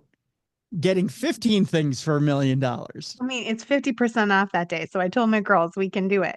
We can make it happen. Well, now I'm going to be in there and be like, this is where the crime went down. This is it. Yeah. A couple's been accused of stealing nearly $1 million worth of Lululemon products from its stores across the U.S. 44-year-old Jadian Richards and 45-year-old Aquele Laws Richards were arrested on the 14th of November in Minneapolis, St. Paul, and have each been charged with 1 count of organized retail theft, according to a criminal complaint filed in Minnesota and reviewed by multiple outlets. On the day of their arrest, the couple reportedly was stopped by store employees after a security alarm went off as they were leaving a Lululemon in Roseville, Minnesota. Yep. They did it the old-fashioned way. They put the yoga pants down their pants and ran like hell. Richards accused the store employees of racially profiling him. Smart move. It doesn't change the fact that you were stealing. Yeah, well, you know. But besides that, racial profiling. Come on. The couple allegedly denied any wrongdoing and was eventually allowed to leave. Wow. They would have got away with it too if not for the pesky clerk and the gosh darn security team. And their dog was eating food snacks under the counter. That's right. They were later arrested at a separate Lululemon store in Woodbury, per the complaint. They were just going all over. Yeah, they were hitting them all over. Wow. The couple has been accused of stealing from Lululemon stores across multiple states, including Minnesota, Utah, Colorado, New York, and Connecticut since September, according to the complaint, citing a Lululemon investigator. How would you like to claim that on your W-2? I'm a specialist. Yeah. And you are security investigator for Lululemon? Lululemon investigator. Lululemon investigator. And what do? I stop people from shoving yoga pants down their pants. That's what I do. And I do it well. I can tell. I bet they were selling this stuff though, like going on Facebook Marketplace and selling it.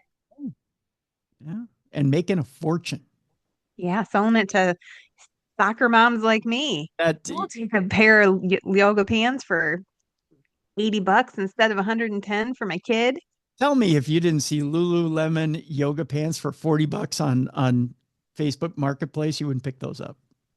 I mean, yeah, I would think about it for sure. Yeah. I love consigning, so doesn't matter how hot they are. You slip those suckers on and go to your meetings. I'm all about the thrifting. See?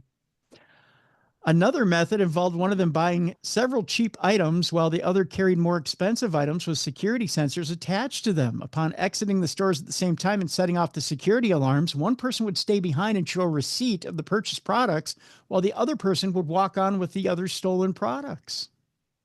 Oh, that is smart. See?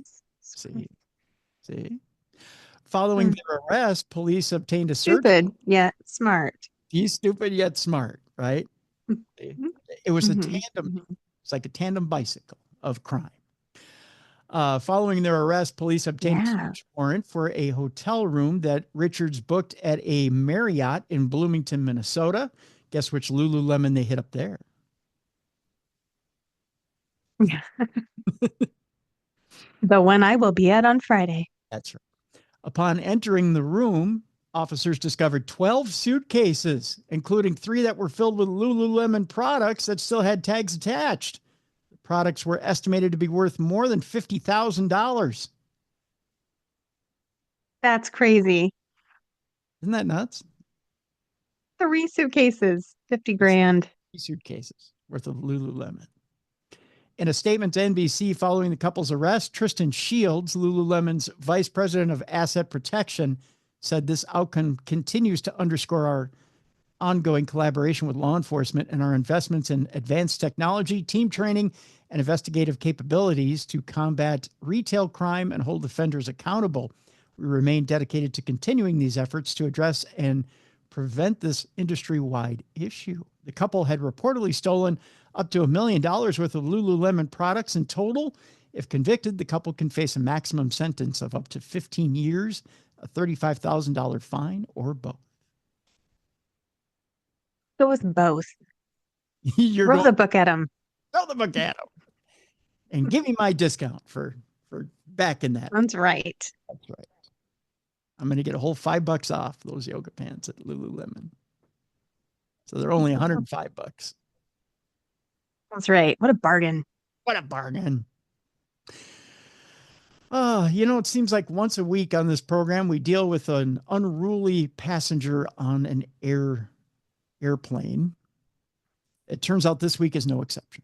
As we travel for the holidays, maybe you're traveling to someone's home to join them for the holidays. This time, it turns out that Canadians aren't so nice. Don't believe it. You don't believe it? Listen to this, Jess. Passengers had to duct tape a man who allegedly tried to open a door during a flight. Yes, it just so happens it was an American Airlines flight. So we don't blame him. But yeah, I said it. A group of passengers sprung into action and stopped a man who allegedly tried to open the cabin door mid-flight during a trip to Dallas. I'm sorry, he was going to Dallas on Tuesday morning by restraining him with duct tape. The incident took place on an American Airlines flight in 1915 from Milwaukee when the Canadian national allegedly approached a flight attendant and asked to open the cabin door while they were in flight. He grew more agitated when he was denied that, according to the report issued by the Dallas-Fort Worth International Airport Department of Public Safety. That's a mouthful. The suspected passenger, not suspected, it says the suspected allegedly Wow. as well. Really covering their butts there. They really are. Yeah. They don't want to get in any trouble whatsoever. The suspected allegedly tried to rush towards the door, striking the flight attendant who was blocking it. According to the report, passengers rushed to assist the flight attendant and tried to subdue the unruly passenger, which probably should have been put in the previous sentence, who allegedly kept asking to leave the plane, the report said. I don't think he was asking at that point. I think he was telling, I'm going to leave this plane. Yeah. I wonder what was going through his mind. I mean, he's clearly having some sort of a mental breakdown. Mental breakdown, or he was high on something, one or the other. Yeah. A flight attendant handed the passengers duct tape as they restrained him. I love how they use duct tape on planes now. It's gone past handcuffs and marshals. Really, they'd just have it in their back pocket just in case. I think they keep it in the galley of the plane. They break out the duct tape and they put you in your seat. You can do anything with it. Have you ever watched Red Green? Yeah.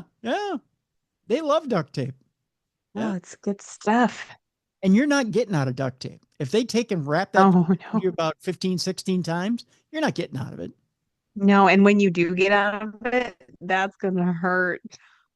Well, yeah, especially if they put it over your mouth. I mean, keep talking smack and they just and it's taken half your it'll rip your lip skin right off. Yeah. I mean, you're not talking for weeks afterwards. Just saying. It says they were able to tape up his wrists and ankles and lay him on his belly for the remainder of the flight. Oh, imagine if you have back problems. That hurts my lower back just hearing that. Oh, yeah. Yeah. Airport police and the FBI detained the man and put him in a wheelchair and took him off the flight for a medical evaluation, according to the report in the FBI. No arrests have been made as of Wednesday evening, and the investigation is still ongoing. The flight attendant who was confronted by the passenger was taken to the hospital for treatment after she said her wrist and neck were injured during the altercation. The FAA said it's investigating the incident. A spokesperson for American Airlines deferred questions about the incident to law enforcement, saying our flights are just fine. No, we're great at service. Why wouldn't we carry duct tape to keep people down? The safety and security of our customers and team members is our top priority, they went on to say, and we thank our team members and customers for managing a difficult situation. We learned how to hog tie back at the rodeo, is what they went on to say. I love dogging American Airlines because I had a horrible experience. You got to do what you got to do, though, Tim. Yeah, that's true. But let's just say they're all a bunch of cowpokes on that airline, and they treat you. They've got a cattle prod back in the galley. I'm telling you that right now, and they're not afraid to use it. Well, if you ever have to fly with them, you just got to mind your business and be a good boy. Even if you're a good boy, they'll use it on you. Oh, no. Just saying, they just you will obey. No, they do that.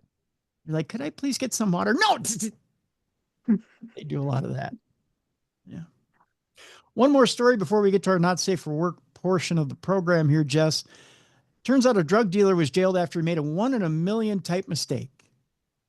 The biggest mistake you can make if you're a drug dealer. Let's see. Where are we going for this story? This is actually an interesting story. It turns out that a drug dealer was caught after he typed in one wrong number and sent a text advertising crack cocaine to a police officer. Oh, shoot. 25-year-old Philip Paul was sent the bulk message to a group of his customers, but typed in one wrong digit when he did so. Who sends manual text numbers anymore? I mean, they're all plugged into your phone, aren't they? Yeah. But maybe you don't have them plugged in when you're a drug dealer because you don't want to get busted. Well, that's true. Yeah. You don't want them plugged. I suppose you don't want them plugged into your phone. You don't want names associated with it. You can give away your list. That's true. The incorrect phone number instead belonged to a police officer who reported the text to the proactive investigation team at Surrey Police. This is over in England. Detectives were already aware of a drugs line in Surrey in March, but thanks to the 1 in a million mistake, officers were able to identify Paul as the line holder. He was arrested outside his home, and officers found 337 pounds in cash, a wrap of crack cocaine, 3 wraps of heroin, and a bag containing 2 grams of cannabis. A number of messages from users requesting to buy drugs were also found on Paul's phone. So I guess Oh, dang. keep going. I didn't know you could deal drugs through your phone via text message. I thought you had to do it on the corner or something. No. Everything's high tech now, Jess. Yeah. I guess I'm stuck in the 80s and 90s, Yeah. Tim. Nobody's a simpler time. Nobody's on the corner anymore. Paul of Lewisham, Southeast London, pleaded guilty to being concerned in the supply of crack cocaine. I guess that's a British charge. Being concerned in the supply of heroin and possession of cannabis.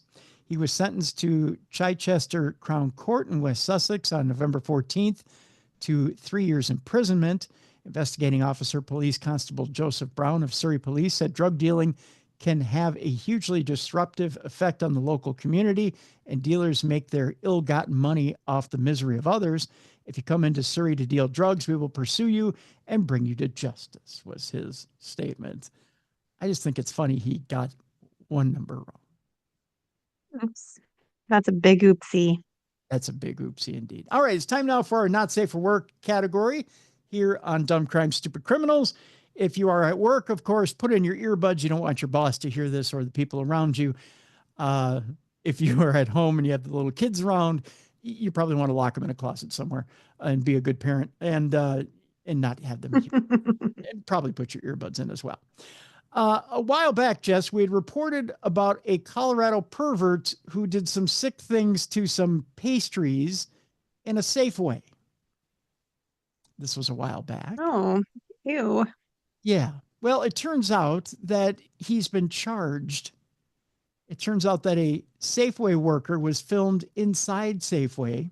This Colorado pervert has now pleaded guilty and is scheduled to be sentenced Friday for a vile act that involved a bodily fluid and cupcakes consumed by guests attending a child's birthday party. Oh, I'm throwing up in my mouth.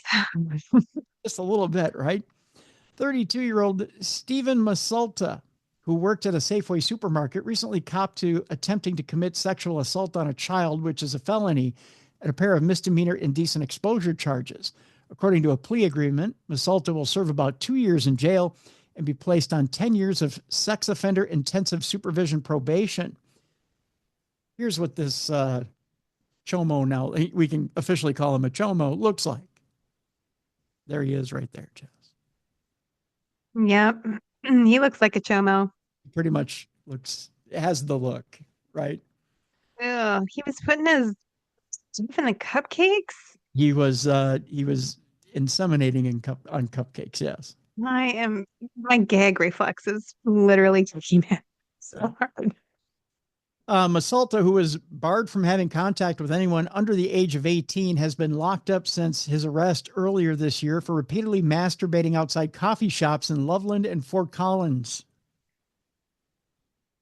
Yeah, evidently Starbucks got him hard. Yep. As part of the probe of those lewd incidents, police searched Masalta's phones and discovered videos showing someone, presumably Masalta, masturbating and touching his penis to donuts in what appears to be a grocery store. At the time of the... dear God. So he did it before and people ate them. Yes. Yeah. I'm never eating a gas station donut again. Never. What was at a grocery store? It was at a Safeway grocery store in Fort Collins, Colorado. Oh, Safeway. Well, grocery store. I'm just not eating donuts anymore. Thank you. I just lost 10 pounds. At the time of the recordings, Masalta worked as a night stalker at a Safeway in Fort Collins. As detailed in a court filing, investigators said food items that came into contact with Masalta's seminal fluid and penis included strawberries in a plastic sale container. So it wasn't just the donuts. He went into the fruit section as well. But now I can't eat strawberries either. God. I'm never eating again. It gets better. Donuts, cupcakes, and a large bucket of commercial pastry frosting. So anywhere the frosting was, certainly his seminal fluid followed. Oh, I have really bad feelings for this man. Yeah. In one video, cops said Masalta touches his penis to and masturbates on a batch of 12 cupcakes that were ordered by a woman for her son's birthday party. On an order label affixed to the customer's cupcake container, a store employee had written, "Add Super Mario toys if we have." Oh, that's so sad. Yeah. Please tell me they caught this before the mom came and picked up the cupcakes. No. Oh, Tim. No. A Safeway manager. Oh, this is Yeah. the worst story you've ever made me listen to. I'm sorry. A Safeway manager who was shown video images says that he believed Masalta's clips were recorded in the bakery and freezer areas of the Fort Collins store. The female customer had ordered a total of 24 cupcakes, which were consumed at a party attended by 16 children and several adults. Masalta was charged with 16 counts of attempted sexual assault on a child, since the cupcake special order label required sprinkles and Super Mario toys to be included, show the order was likely intended for children. Upon discovering Masalta's videos, detectives worked to contact the families of multiple children who ate the cupcakes. I don't think it's attempted. I mean, that is sexual assault if you made them eat his semen. Well, you have to prove that they did first. It's attempted until you can Ugh. prove they ate it. Then it is. At the time of his arrest, Masalta was already a sexual offender for installing hidden cameras in the women's bathroom of a California church. Masalta was busted in 2015 for placing a phone inside a tissue box atop a toilet and surreptitiously recording 14 women and 6 underage girls. Masalta told a California cop that he masturbated to the videos he made, including while he was still inside the church. We can only hope that in 2 years that he spends in jail, that every single day is a painful one for him. This is the worst. Oh, so gross. Okay. Yeah. You better give me a palate cleanser at the end of this episode, or I'm going to be really mad at you. Oh, there is. There's a palate cleanser at the end. Oh, good. Yeah. Yes, there is. There is. Okay. Please let that be the worst story. So what the next one is? There's one more. There's one more. We go to jolly old England, I believe, for this one. I believe it is England. Yes, it is. It's England. Where a dad's excuse after hiring a sex worker for his 13-year-old son and offering him cocaine. Yes, he had an excuse. Okay. I don't know. Has hubby ever taken the son out for his 13-year-old son out for hookers and cocaine? No, I don't think so. Okay. You might want to check. Maybe at I'm gonna double the Thanksgiving double check with Logan when I get done here. Yeah. Well, do it at the Thanksgiving dinner table. That's a good place to do it. Yeah, if you're going to check. I mean, so the entire family knows. Yeah. Yeah, I like that plan. Yeah. It's spicy. Make it. Yeah. Just say, hey, you know what? On Dumb Crime, Stupid Criminals this week, Tim mentioned that a father in England had hired a sex worker for his 13-year-old son and then offered him cocaine. I'm just wondering, Logan, did your dad ever do that with you? Was it a bonding experience for the two of you? As I'm carving the turkey with an electric knife and Yes. right next to my husband. That's perfect. See, that's the way to get it out of them. See? Right. Okay, good. Now that we've established that. An oddball dad was jailed after he tried to get his son, who was just 13 years old, to have sex with a prostitute and a snort of line of cocaine. He claimed, "I'm a good father." And that was a quote, Jess. Oh, I was thinking that's child abuse at its finest, but he thinks he's a good dad. I don't think he's that good. If he was really good, he would have waited till he was 18. No, I'm kidding. I'm joking. A man jailed for 4 years claims he is still a good dad despite offering his son cocaine and trying to get him to have sex with a 26-year-old prostitute. That's right. Wow. Twice his age. Okay. I doubt that's one you want to brag about to the kids at school the next day. Oh, no. Daddy, let me have a bump. I mean, it couldn't be a prostitute his own age, because it couldn't be age appropriate because hopefully there aren't any. Oh, that would be worse. Yeah. Oh, yeah. Oh, that's grimy at best. Here's what the man told his son after he organized for 2 sex workers to visit a hotel in Bromley, Greater London. He told the kid, yeah, one for you and one for me. He is a good dad. It's dad. It's a father. Not Sharon. It's father-son bonding activity here, Jess, right? He told his son, don't be a pussy.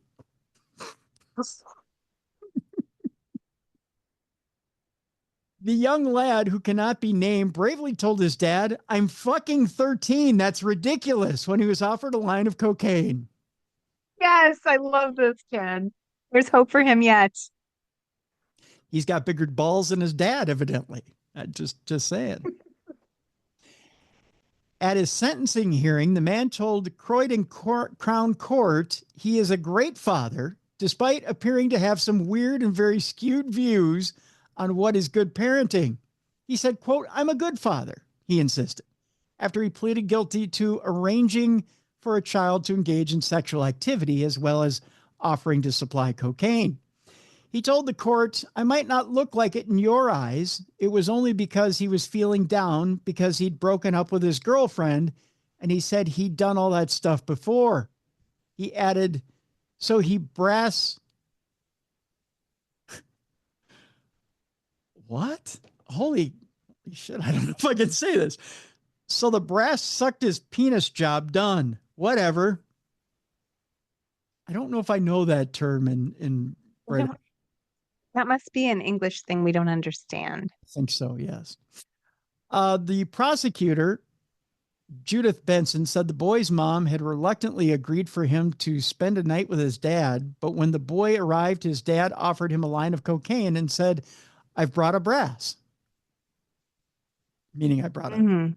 That must be what they call a hooker. I guess. Yeah. When his son told him he didn't want that, the dad blamed it on the boy's mom being overprotective and told him, don't be a pussy. The dad added that the sex workers were already in a taxi, so it was a little late to cancel. Ms. Benson said when the two women arrived, the dad told him his son was 18 years old, so he lied about his age. The boy was then taken into a separate room where he reluctantly allowed a 26-year-old sex worker to perform a sex act on him, the court heard. In a police statement, the boy said he didn't want to do it, and he was left feeling disgusted. The dad then paid the woman 150 pounds each, or women 150 pounds each, and they left. The boy's mom messaged and phoned throughout the night, but the first response she got was from the dad at 4 a.m. saying, piss off. I'll guard him with my life. Let the boy stretch his wings. When she later found out what happened, she took her son straight to the police station, and the dad was arrested. Representing himself in court, the dad told the judge, I've genuinely got a good heart. On paper, I must sound like an absolute reprobate, but that's not the case at all. Really? Prosecutor Ms. Benson explained that the Crown would be applying for a sexual harm prevention order, banning him from unsupervised contact with children. The dad replied, I thought I would treat him, get his dick sucked, job done. I'm not a prolific sex offender. I find that harsh. I'm not a danger to children. It was just my boy. Be a danger to my own child. He's 13. Big deal. Jesus. Oh my God, he's just a kid. Yeah. Judge Anthony Hyams Parrish told the dad he had attempted to humiliate his own son into going along with it. He said he seems to be a very bright, intelligent, and very sensible young man, but at 13, he was young and impressionable. As his father, he no doubt looked up to you. He didn't have a choice. He went along with what you asked. You clearly gave no thought to the impact on your son. The judge sentenced him to 4 years in prison for arranging a child sex offense. The dad will be subject to sex offense notification requirements for life and was given a 10-year SHPO. Concluding the sentencing hearing, Judge Hyams Parrish praised the son's bravery. He should feel no guilt whatsoever. He was the more sensible person in all of this. Certainly was. Yeah. I commend him for being as brave as he was and for talking up to the old man. That's for sure. All right. Palate cleanser, Jess. Ooh, okay. I deserve it. Although there is a little bit of a funny thing at the end of this article that I need you to see. That may be a little not safe for work. So there is a little bit of not safe for work here, but it is a palate cleanser. All right. We go to Montana for your palate cleanser. Okay. The owners of a Montana barbecue joint are recovering from a brisket heist. Yes, they had brisket stolen from them, so it must be good food, right? Sounds delicious. Right. The case of the missing brisket remains unsolved. We go to Laurel, Montana, where owners Todd and Christina Payne of Burnin' the Bone Barbecue Smokehouse in Ooh, Laurel, Burnin' the Bone, burning the bone. I like that. had quite the shocking discovery Tuesday night after seeing that not one, but two of their beloved briskets were stolen right off their smoker. They say there's no such thing as life without love, but at Burnin' the Bone, there's no such thing as barbecue without brisket. It's quite a fan favorite at the restaurant. I had the ribs once, but the brisket is my favorite, said Linda Parsons, who is a restaurant regular. The brisket and nachos are our favorite, said Jennifer Blom. She and her daughter eat the brisket nachos every Wednesday afternoon. Here's a shot, Jess, of the outside of the restaurant right there. That's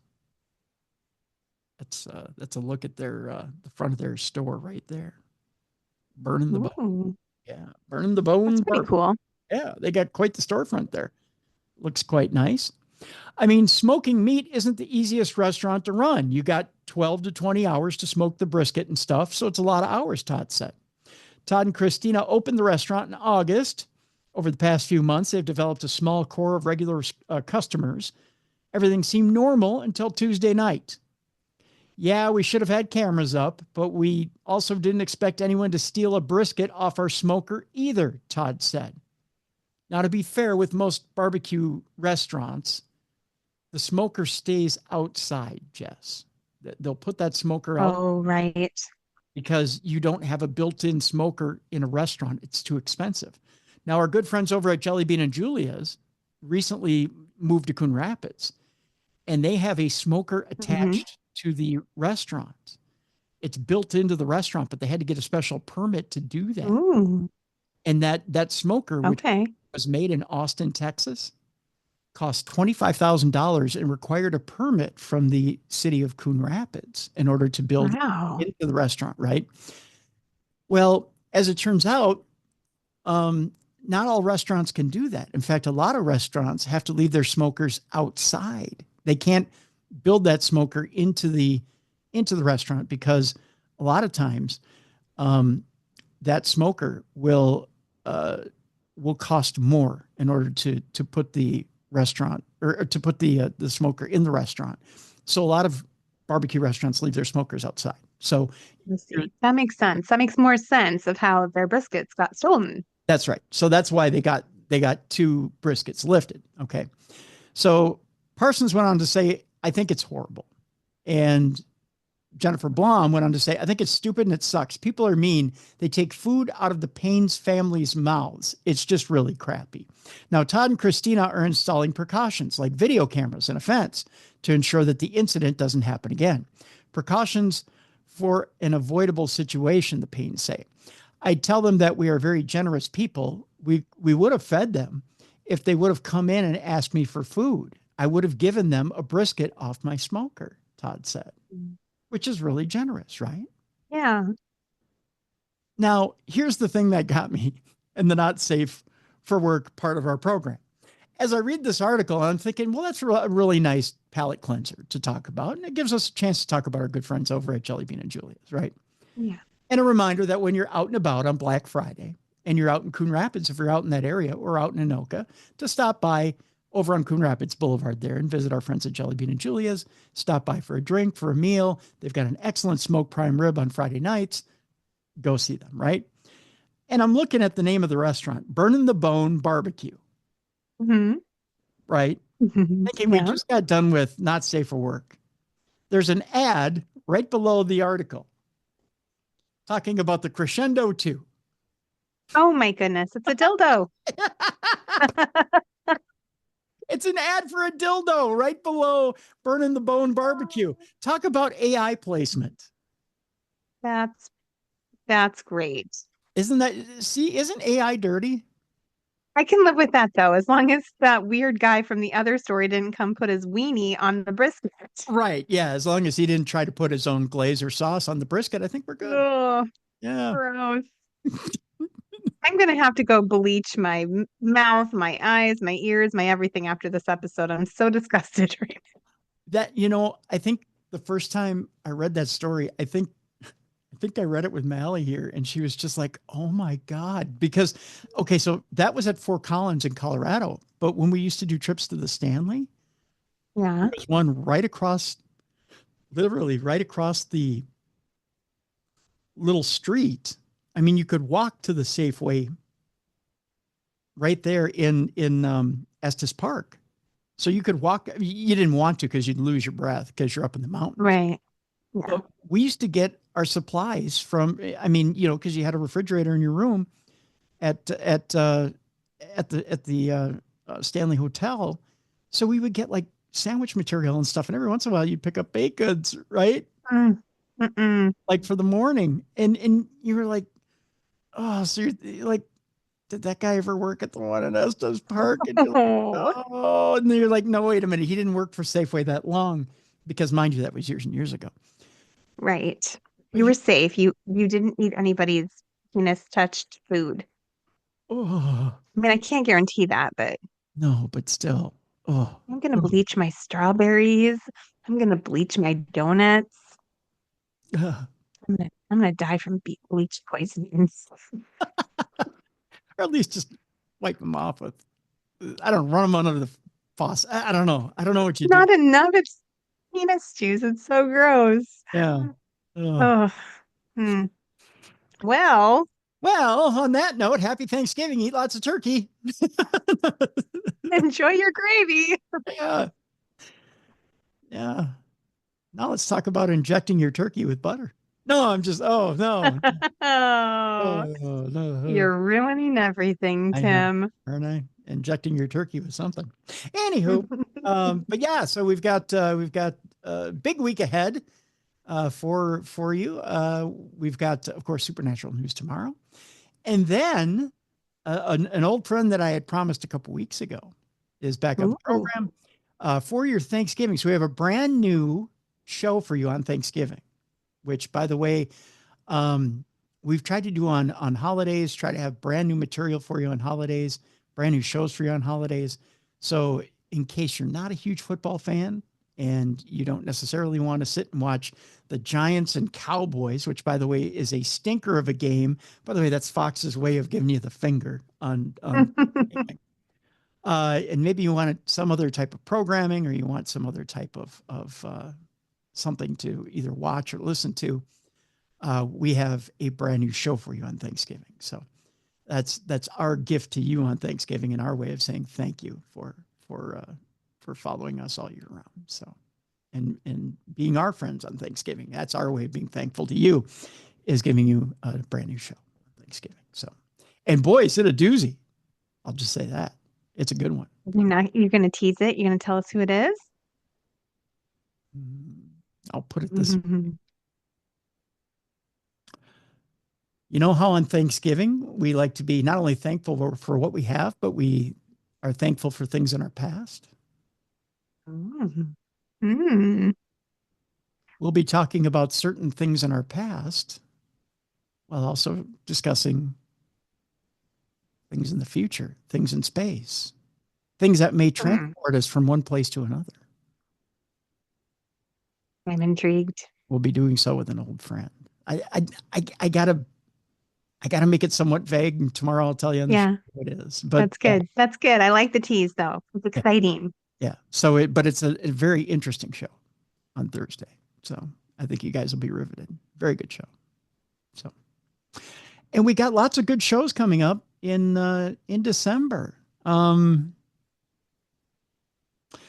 put it to you this way: we have a book on, I believe, Sasquatch coming up that was written by an author who has since passed away, but the book was finished by his son. Oh, yeah. So that's coming up in December. We have lots of good stuff coming up. And it's a very famous author who's passed away, and his son finished up that book. So that program is coming up in December. Lots of good stuff. Lots of good stuff coming up. So yeah, lots of good stuff ahead in December. Lots of holiday treats for you. And again, if there's guests that you want to hear on this program, please drop me a line, tim@darknessradio.com. We'd appreciate it. So that'll do it for today. For Jessica Freeburg, I'm Tim Dennis. Thank you so much for tuning in to the program. Again, the movie, I encourage you to go watch the movie that we covered in the first part of the program. Face of Hate is the name of the movie. It's available on Amazon Prime and on Roku. And Steffen Hou and Adam Moyer are the two filmmakers. Steffen Hou is the journalist in the movie. It covers Jasen Barker and his redemption from the white power and neo-Nazi movement. So there's a link in the description of this program. So go watch that movie. That'll do it. Thank you so much for joining us today on True Crime Tuesday. For Jessica Freeburg, I'm Tim Dennis. Thank you so much for joining us. We'll see you tomorrow for Supernatural News right here on Darkness Radio. For more audio and video archives of True Crime Tuesday, intriguing content, and cool swag, check out darknessradioshow.com. Thank you for watching, and please join us tomorrow for Supernatural News.